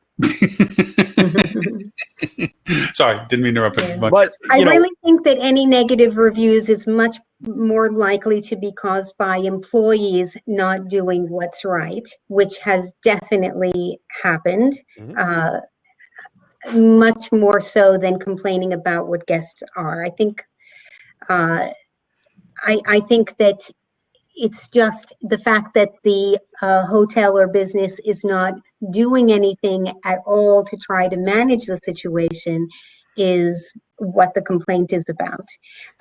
Actually, by the way, the TripAdvisor said only a few weeks ago, and things can change a lot in a few weeks, but only a few weeks ago, they said we're getting more positives and fewer negatives because people are showing so much appreciation for all the extra effort they can see that the staff is doing for them.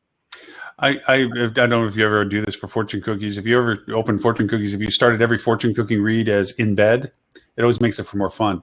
But the other is if you changed every time you use the word marketing to communicating. Yeah. It's not about selling at this point. It's about communicating. It's and who we're talking to, by the way, useful to the guest to make the determination to purchase. It's not about telling them what they want to buy. It's about telling them what they need to know about what they want to buy. Right. And that is a defining change in us. And it goes to what Lily, what you mentioned earlier. The revenue strategy is an intertwined aspect. Sales with Holly. I mean, the messaging is uniform. The methodology is uniform. Even operations, you have to include them in fulfillment, accounting, and their accountability as to progress and invoicing and everything else. HR is into the training and the type of staff that's needed for this. All of this is intertwined. We've been harping on this for years on this convergence conversation. Now we use it as a baseline. It has to be the base existence. Without it, you're never going to succeed because you're going to fall start in every silo that you try to start. Yep. And I think also not just the knowledge about what you want to buy, but how you want to feel about what you want to buy. Because I think that we are sometimes right now so knowledge heavy, and I don't disagree with that strategy whatsoever. It should be easy to be able to access that information. I've been a couple places right now where it's not easy to access the information, and you walk in uncertain of what's going to happen or what they're going to require. But I think that we are overlooking what feeling do guests want to have when they get there, because even though it may not be apparent, the media that is publishing these stories that are putting hospitality and travel into a bad light, they are making the customer feel something. It may not be a positive something, but we have to work even harder to overcome emotions like fear, guilt, uncertainty, and doubt with things that are positive. Yep. Mm-hmm. Mm-hmm. And this is where earlier about making it humorous and making it engaging. Right. And you can set an expectation of responsibility. I mean, this is the industry that was obsessed with eliminating straws and recycling soap. So obviously we understand that responsibility is something that we care about as an industry. Well, that applies now. If you're an open hotel, and I've talked to some of them that are conflicted. They're so happy they're open. They're so happy they're full, but they're, really worried about if they're doing the right thing. Well, if you're feeling that feeling at all, then there are things you can do, and you can set expectations, and you can set rules that you enforce, just like you do on everything else. Like we as an industry didn't seem to have a problem adding resort fees and allowing people to be mad about being shocked by their resort fee. So why are we as an industry avoiding putting some responsibility and some expectations on acceptable behaviors when you're on our property, and pointing out it so you can come back? Mm-hmm. Let me reinforce that point, right? So we've been doing this travel study every couple of weeks to thousands of leisure travelers. We've been adding and changing some of the questions as we go. So I just pulled it up now, brand new information. We added a question this week. It was surveyed yesterday, and stuff's still coming in. So the question was, if your desired destination implemented a mandatory face mask restriction or ordinance, how would it impact your decision to travel? Okay, so we gave them three options. They could say, I would be more likely, I'd be less likely, or my decision would be unchanged. 44.8% of people said my decision would be unchanged. So it's slightly less than half. Okay. 27.1 said I would be more likely to travel, which leaves, if anyone's doing the math, that leaves 28.1% said I would be less likely to travel there if there was a mandatory face mask restriction. Now, politics aside, I'm going to call those people idiots and assholes, right? But selfish keep as in well. mind, But a lot of those are leisure travelers who've been wanting to get away, right? So I just returned from a camping trip in a state park in Nebraska. There were 20 people in this entire state park. No, we didn't have anybody wearing face masks because there was about 100 yards between you and everybody else. Right. Okay. sure, So I get that, right? Depending on the circumstances. But if you Depending have on the most face circumstances. masks, If I'm in a hotel, I need to make a decision right now. As a hotelier, am I going to risk alienating 28% because it's the right thing to do and because it's the best long-term thing for my business and for travel? Or am I going to pander or lean into the politics, the rhetoric that people are telling me to lean into? Regardless of whether you believe face masks help or not, 75% of people are saying it's not going to impact them, or they're going to travel more likely if it is there. And it might actually stop the spread of COVID, you know? Even if you're wrong, there's no harm in that. You've got to make a stand. As a hotel, you have to make a stand and enforce that, knowing that you're probably going to alienate 28% of people. And That's hey, and here's the thing. That's okay. If your political views as a hotel is that you think face masks are a joke, then lean the other way. The question is a little bit flawed, Stuart, because it's also agendas. You have to wear the mask when you're within 6 feet. So if you're at your table, which is 6 feet away from others, no problem. If you're at your lounge chair, which is 6 feet away from others, it should be no problem. If you're on the tennis court, you're certainly 6 feet away from anyone. So if the question was, if it was mandatory to wear a face mask anytime that you have a chance of being within 6 feet of someone, I wonder if the result would change. Yeah, we can soften it. I mean, I think it's implied. If you look at the places that have face mask ordinances, they're all very, very similar. It's you know, when you're in a confined space or inside, you can't socially distance and things like that. But I think what it's representative of is how polarizing a lot of this is. And you're gonna, regardless of your decision, right? If you choose to not enforce face masks, you're going to lose about a quarter of the people. If you choose to enforce it, you're going to alienate. What you can't do is dither and back and forth. You've got to make a decision and move on.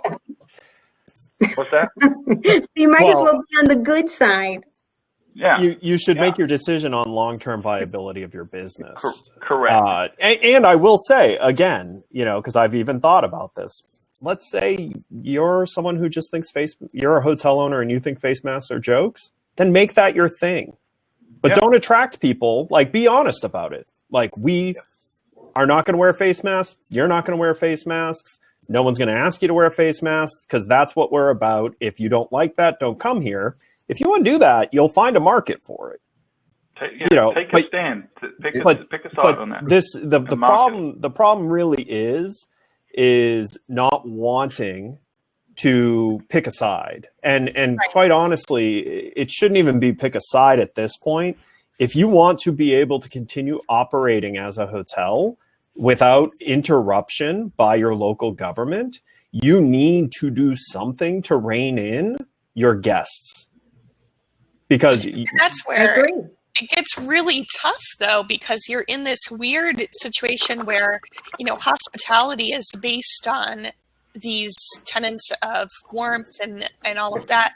And now we're turning into policemen in a way. Even when I was talking with the person in Hawaii too, apparently they still have the 14-day quarantine, but travelers can still come in. So technically they get some sort of, knowledge that the guest has a fever or they're required to stay in their room, and supposedly the hotel is required to report back to the government if they see people violating these orders. And that's okay. That's how we live right now, right? Just like the hotel has to tell authorities if they witness someone assault someone else. Like or someone walking around naked, or someone making a loud noise, or there's a social contract between a customer and a business always, right? And if someone doesn't according to that social contract, you have the right to not serve them or to report them to the authorities.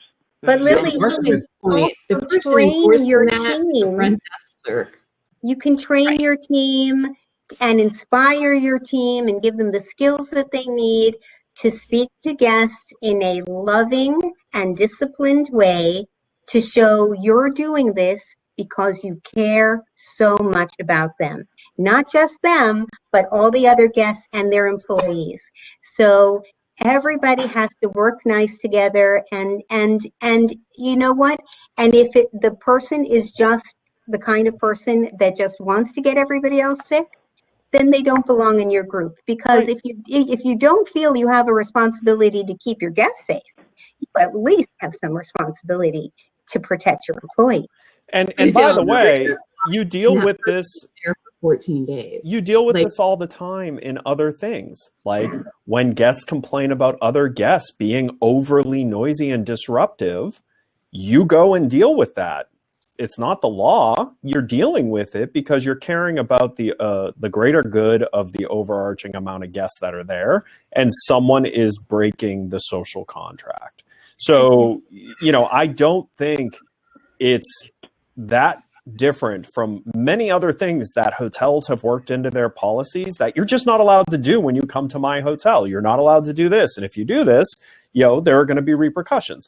So, I think if you're one of those hoteliers that is worried about what your role in this is because you are open and you are near capacity, then my first answer to you is then you should be taking steps in a hospitality way to hold your guests responsible for having safe behavior.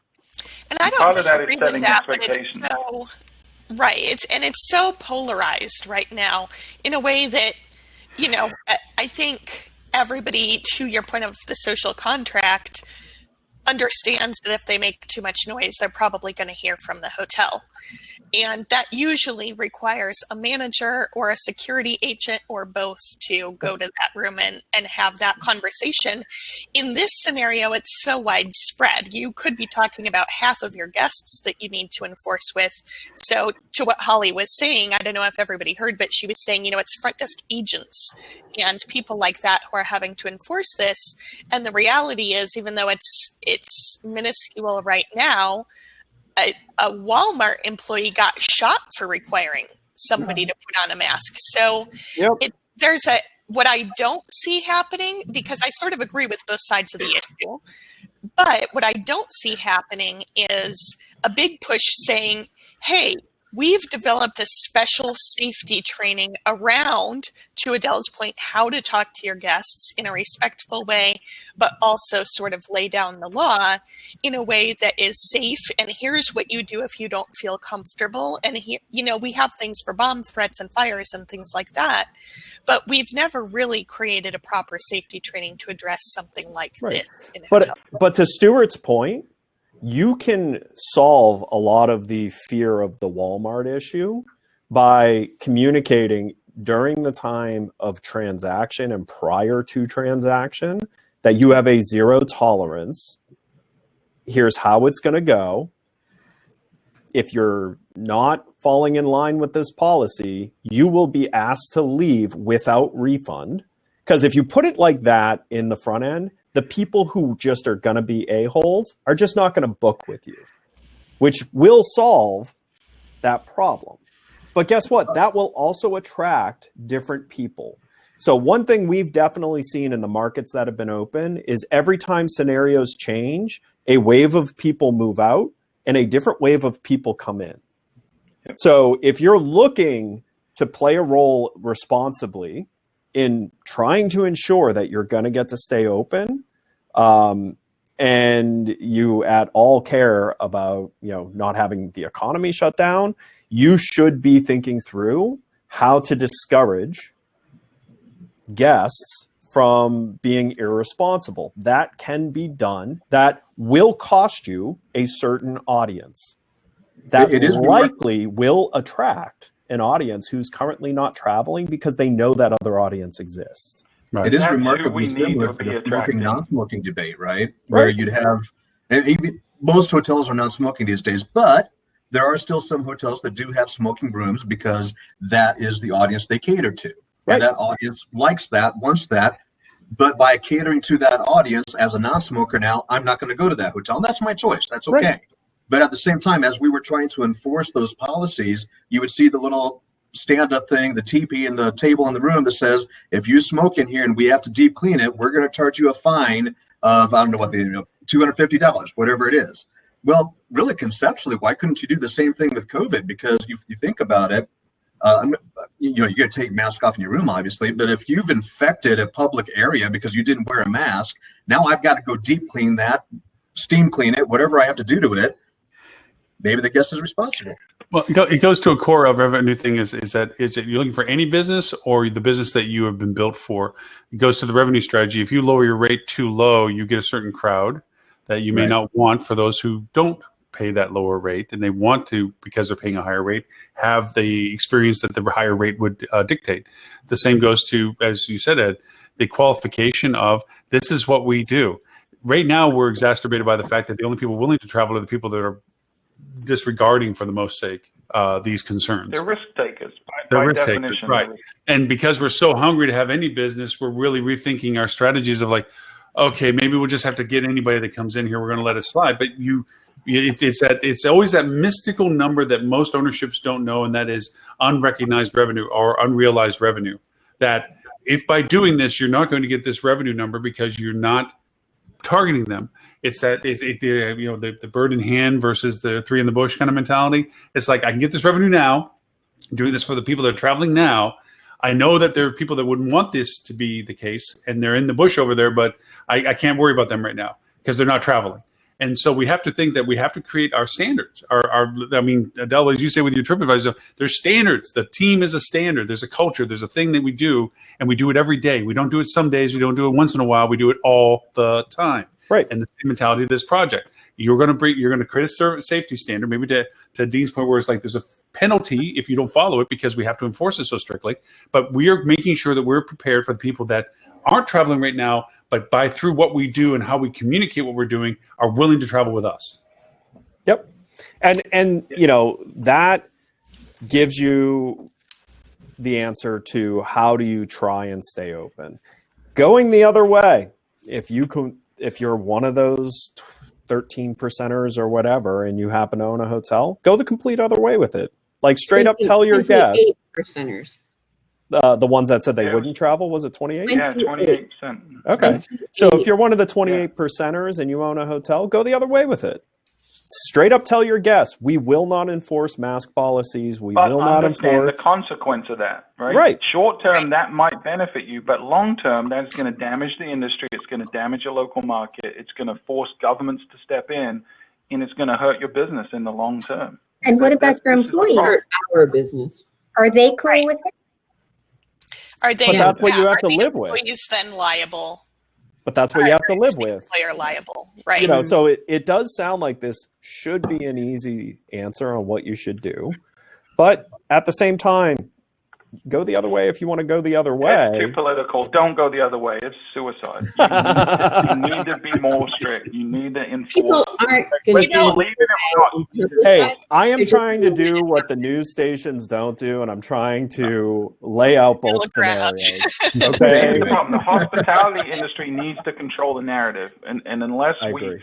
get behind something like, hey, hotels are going to enforce in common areas face masks, we're not going to convince people that travel is safe. We have to do that. And I have good news right for you. now, well, hold on. There's a bell curve, right, of people that are going to travel at different points. We've already burned through a majority of the risk takers, these early adopters. We've got to get to this big majority, the early and the late majority of people, which are more risk adverse, and they're not going to get activated when they're hearing constantly from the media, traveling is dangerous, traveling is dangerous. We have to turn that narrative around and say, traveling is safe. Hotels are making it safe. Now is the time for you to travel because there's other benefits. You know, the price might be lower. You might get to experience new things. The hotel's doing extra stuff for you. That's the message the hospitality industry needs to get out, because otherwise we're going to burn through these reckless risk takers and we're going to be sitting with no one looking to travel. Or worse, Being an idiot when you travel is dangerous. While you're burning through these reckless risk takers, you're going to get shut down. Yeah. Yeah. So I want to ask Stuart a question with this. Do you feel like the Bob Gilberts, the Cecil Stantons, the Chip Rogers, is this the chance? Is this their chance to put a stick in the sand and say enough? We as an industry, as much of what we represent, this is what we feel. We're recommending to everybody in our industry, stop with the ambiguity, stop with the randomness, stop with whoever walks in your door. Let's create the standard of safety that will self-promote the fact that people will be willing to travel with our constituencies because we hold a standard to what we consider to be safe. Is this a shining moment for them to step forward? I think there's an opportunity right now for, regardless of your organization, without picking on anyone individually, to look at what your role is and how can you have the best long-term positive impact on the industry. And I think sometimes you do have to take a stand. And now is a time that we're hurting, and we're probably going to hurt more before things get easier. So yeah, absolutely. If it were me, if I was in charge of a large organization that had a lot of power, I would risk alienating some of my constituents to do the right thing for the industry, because that's why they exist, is to support the industry. And as long as we also all understand, it won't be a large majority of the industry that would go this way, because a good amount of hotel owners are the political people who are touting the anti-mask agenda. Yeah, I was just thinking and you're going to have to accept that, and you're going to have to point to that. You're going to have to appoint, because listen, it's happening though in the airlines. You have Delta and Southwest who are 50 to 60% full, and that's it. And everybody I know is spending more money to fly Delta and Southwest and running from American. Yep. It's interesting because I actually am getting on a plane in about 3 hours to go stay at a hotel. And it's going to be my first time out, really, since all of this started. So I'm curious to see what happens. But I will say, just as a takeaway, we talk a lot about marketing and communication. And based on this and a couple others that I've seen, people are forgetting about their confirmation letters. I have not received any information whatsoever about my upcoming visit that has to do with their current response. Because they don't have any staff. Is it a flag hotel? They don't have any staff. It is flagged. There you go. That's the problem. Flagged is shut down. Yeah. I can't Every touch independent anything hotel I know flagged. is sending dedicated pre-arrival messages talking about their, But what they I haven't consider seen the cleaning independent theater, right? Showing them all the things they're doing to keep them safe, and But their still- expectations too. Still, couldn't you even put a front desk agent or something like that in charge of, like, here's an email, just copy and paste it in, send It's it a brand to your front violation. desk It's account. brand violation. Depending Yeah, on but the you know what? flag. Hotel owners know they can violate brand stuff now because no brand people are looking. Oh, there's nobody watching the Right store. now, Yeah, so yeah, we- free for all. Yep. But how can they say that you can't communicate with your guest? That's been an argument for a long that time. database, by sending an email outside of the database of what they control for those who have unsubscribed and so forth, is a really big red. Have you- Yeah, but have you not gone down this rabbit hole with Lauren, like the original instigator? Yeah. instigator of the problem. But hey, here's an end around for you if you're interested.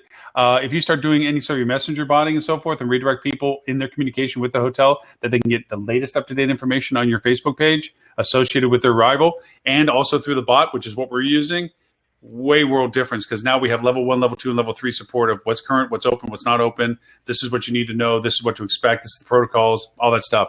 Because I'm even taking promotion codes that I can't change and telling them that once you book this, call us so we can add the extra value that we can't add on the brand site that we can add when you land and when you come in person.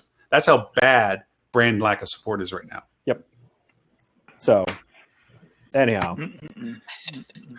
this has been a wicked bummer of a show, guys. Do we have a booth to talk about? This is okay. Can I tell you one thing? Vibranium. What is the word in Avengers, Stuart? Vibranium. Vibranium stick. And you just stand in the lobby, and anybody that doesn't wear a mask, whack them. Whack-a-mole game. This has been If I don't get up and walk every hour and a half-ish, my knee is hell to pay right now. I got to keep moving according to the personal torturer that loves giving pain every day shows up. I think Holly had something to say. So, hey, there was a booth. Holly, hey, Lauren. Holly's been trying to say something. Oh, I'm sorry. Go ahead. Honestly, now it left me. Oh, this, so I sit on a bunch of boards with an accumulation of a bunch of hotel people. And I have to say, in general, Ed, this has been a sad week. I'm not exactly sure what all of the, perfect storm has been, but it's been a noticeably strange week. I've asked people what they think it is, and some have said it's because they're moving from the furlough to the permanent laid off. It's been a lot of that. Yeah, and so I think that's been driving it. Others is this news that, we're not even to phase 2 yet, and there's, this increase, which is going to make us take longer to recover. But it in general, so I agree. We need a morale boost for sure. Well, I think one of the other things that is maybe a little less obvious to everyone is there hasn't been meaningful talk at the government level on what really is going to be done to stop the economy from falling apart. There's been some whispers, some just kind of thoughts on what's going to happen, but none of the people who really pushed through the first, 2 rounds of relief have really been out there pushing a strong agenda that has any type of support. So I have a feeling there's some hopelessness built in of, hey, we're really not, past this. And the answer isn't just straight up open up the economy, because there are winners and losers in that. Like bar owners, I'm sorry, you're not going to be a bar owner for a long time. And that's unfortunate, and something needs to be done for bar owners and their employees and all of that. So I think some of it could be we're kind of in that plateau timeline wise where there's been no meaningful discussion of what's going to happen, which is sucking hope out of the room. Well, we emerged out of this, and we got our head slapped off. I mean, we thought we were, business. It was like, Stuart, when you're talking about Myrtle Beach, number one, numbers over last year, so on and so on, and then all of a sudden, boom! It seems like the first 3 months of us doing whatever we did was just a waste of time, because we're twice as worse as we are now, and we're getting worse faster than we were the entire time then. So, wow, all the suffering went through then, that one didn't do any good for us. Now we're worse off for it. And now, to your point, Holly, they're talking about it's not furlough, it's bye-bye. And also, it's not about how to emerge, but how many are going to not emerge. 8,000 hotels, according to that one account.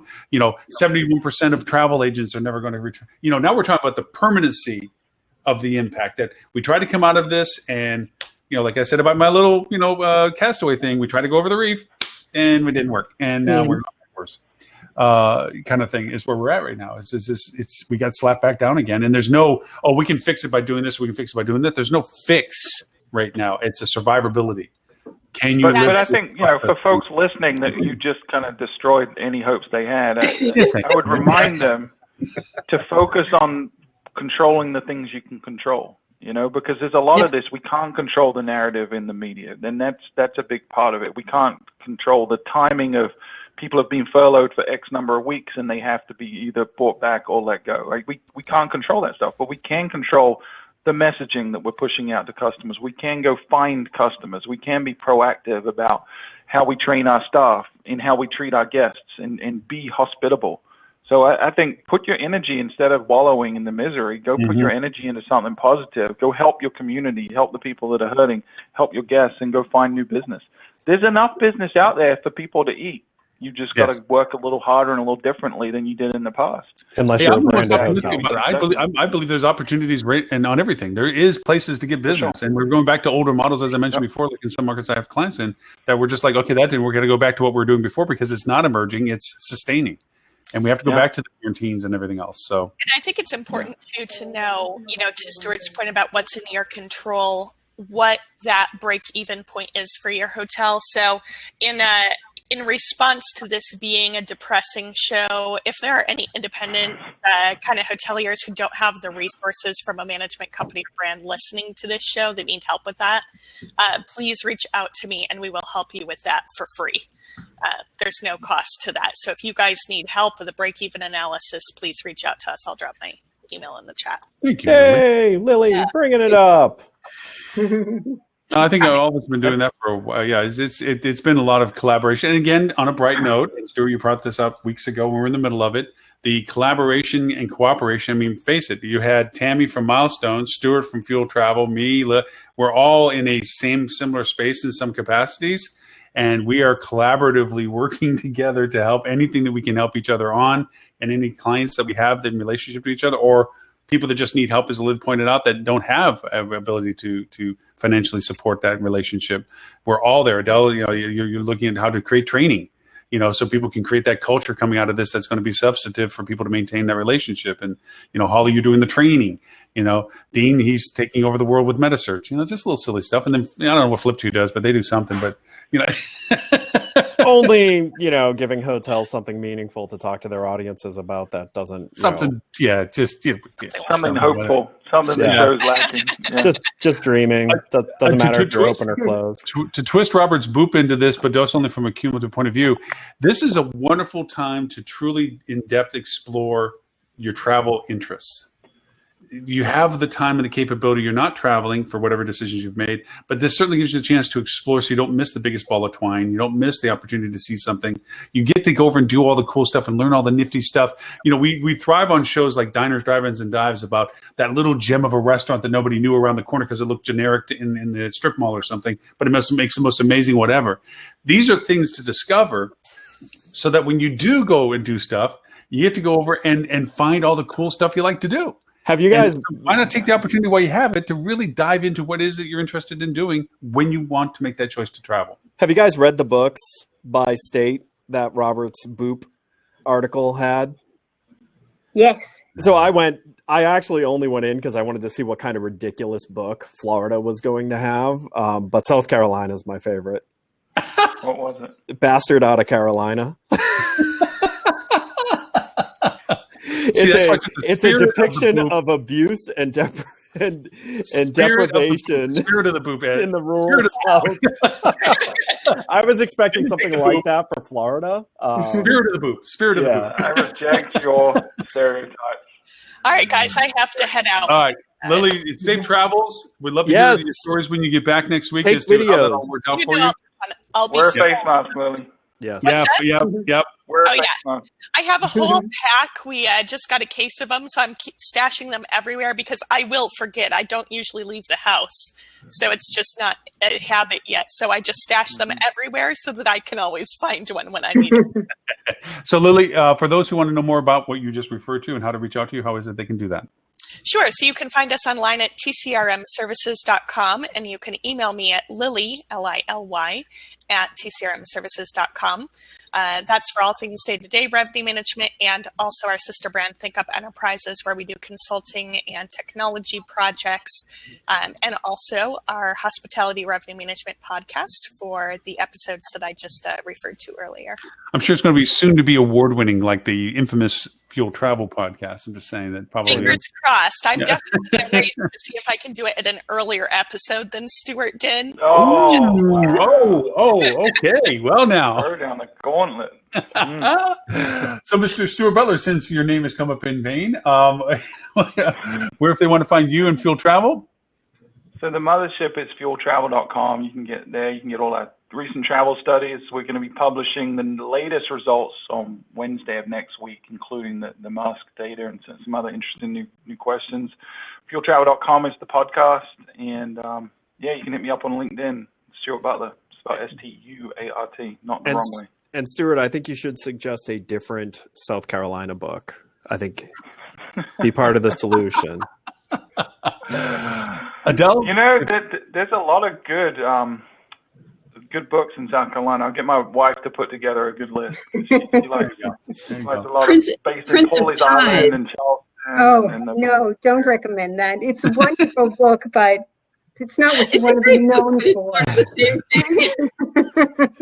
There's a lot of books around that genre in South Carolina. Okay, So, well, if you have any questions about the best way to manage your reputation, if you're having any critical problems right now and you want to make sure your reputation stays strong, I'd be happy to help anybody with any questions if you send it to me at Adele, A-D-E-L-E, like the singer, at aspirereputation.com. Outstanding. Mr. Dean Schmit, the leader of the new meta search campaigns that will take over the world. Taking over the world, one meta search campaign at a time, right? So soon to be launched, metasearchmarketing.com and basecampmeta.com, putting together some programs, one of them designed towards training for both hoteliers and digital agencies within the industry, and the other one to help hotels run their marketing campaigns on Meta. In this day and age where we talked about the controlling the conversation so much, guys, direct bookings are a critical part of that. You've got to get that booking direct. You've got to own the guest.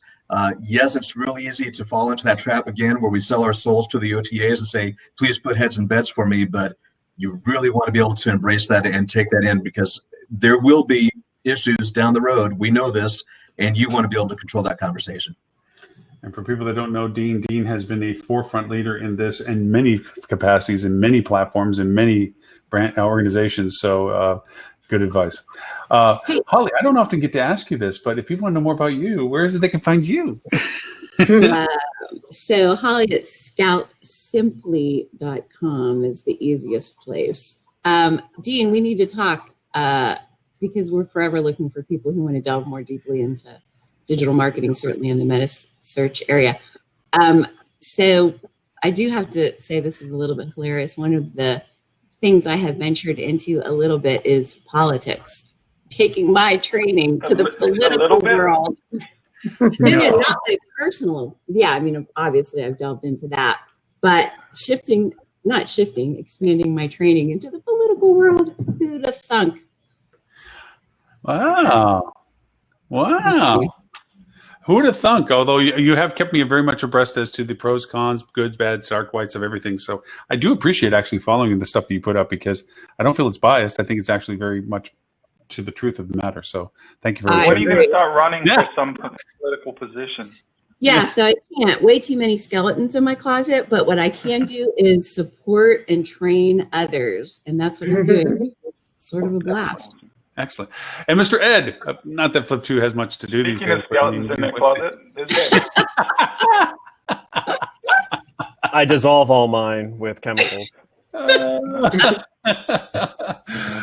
If they want to find you, Mr. Ed, where is it they can find you? What is it they can find about Flip 2? You can learn about Flip 2 by going to flip.to. You can find me on social media, Edward StOnge. And Lauren Gray, if people want to watch a month and a half of 24-hour-a-day binge watching of this and all our past episodes, or want to learn about you and your ninja marketing capabilities, where should they go? At hospitalitydigitalmarketing.com/live, you can get a link to this and all previous episodes, now translated in 6 languages. Well, can I ask a question? Yeah. Did anyone see the post on LinkedIn about Lauren this week? What's that? Oh, yeah. Hey, I got number one. Lauren got an accolade, talking of award-winning. Do you want to tell people what you were named for? Hotel Tech Report listed me as the #1 consultancy. Hey! Oh, so happy to How about hear that? Look, you know what? Those checks do pay off. No, It's amazing. It's amazing that happened after he invited them on the show. I'm just saying. Yeah. But you can't put much credit in their list because fuel wasn't even mentioned. Oh, I see. Now that's where Stuart was hotel so. markets. Stuart wasn't mentioned, so all of a sudden he's got a problem with the consultant. You know, it's okay. Yeah. Got to question the validity of the good data. things happen to good people. Yeah. So anyway, we are translated into 6 languages. And we will be starting up a hospitality channel that will be a pre-recorded broadcasting like we've been doing for HSMA as APAC and EU. We're going to be doing scheduling forward. The podcast will be going on it. The previous week's episode will go on the following week. But it will be this perpetual scheduling of stuff.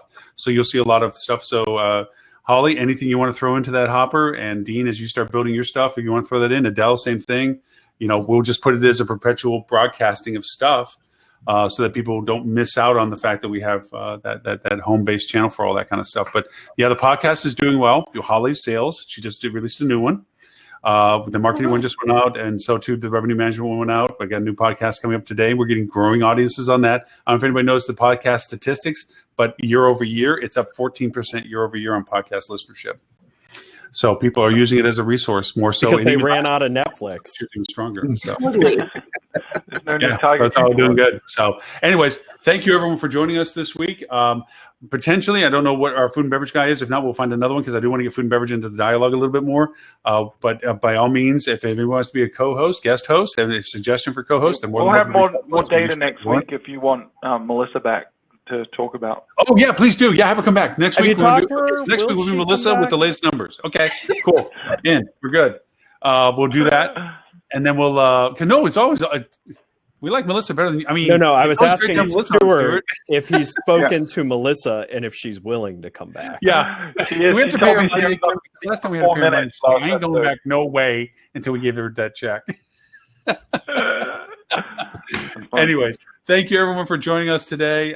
We appreciate it very much. Again, this is all going to be replayed. You'll be able to see it. You'll be able to go on multiple channels. And of course, the podcast, we do the recap for it. So until next Friday, 11:30 a.m. Eastern, thank you everyone. We look forward to seeing everyone next week. Bye, guys. Good to see you again. Cheers.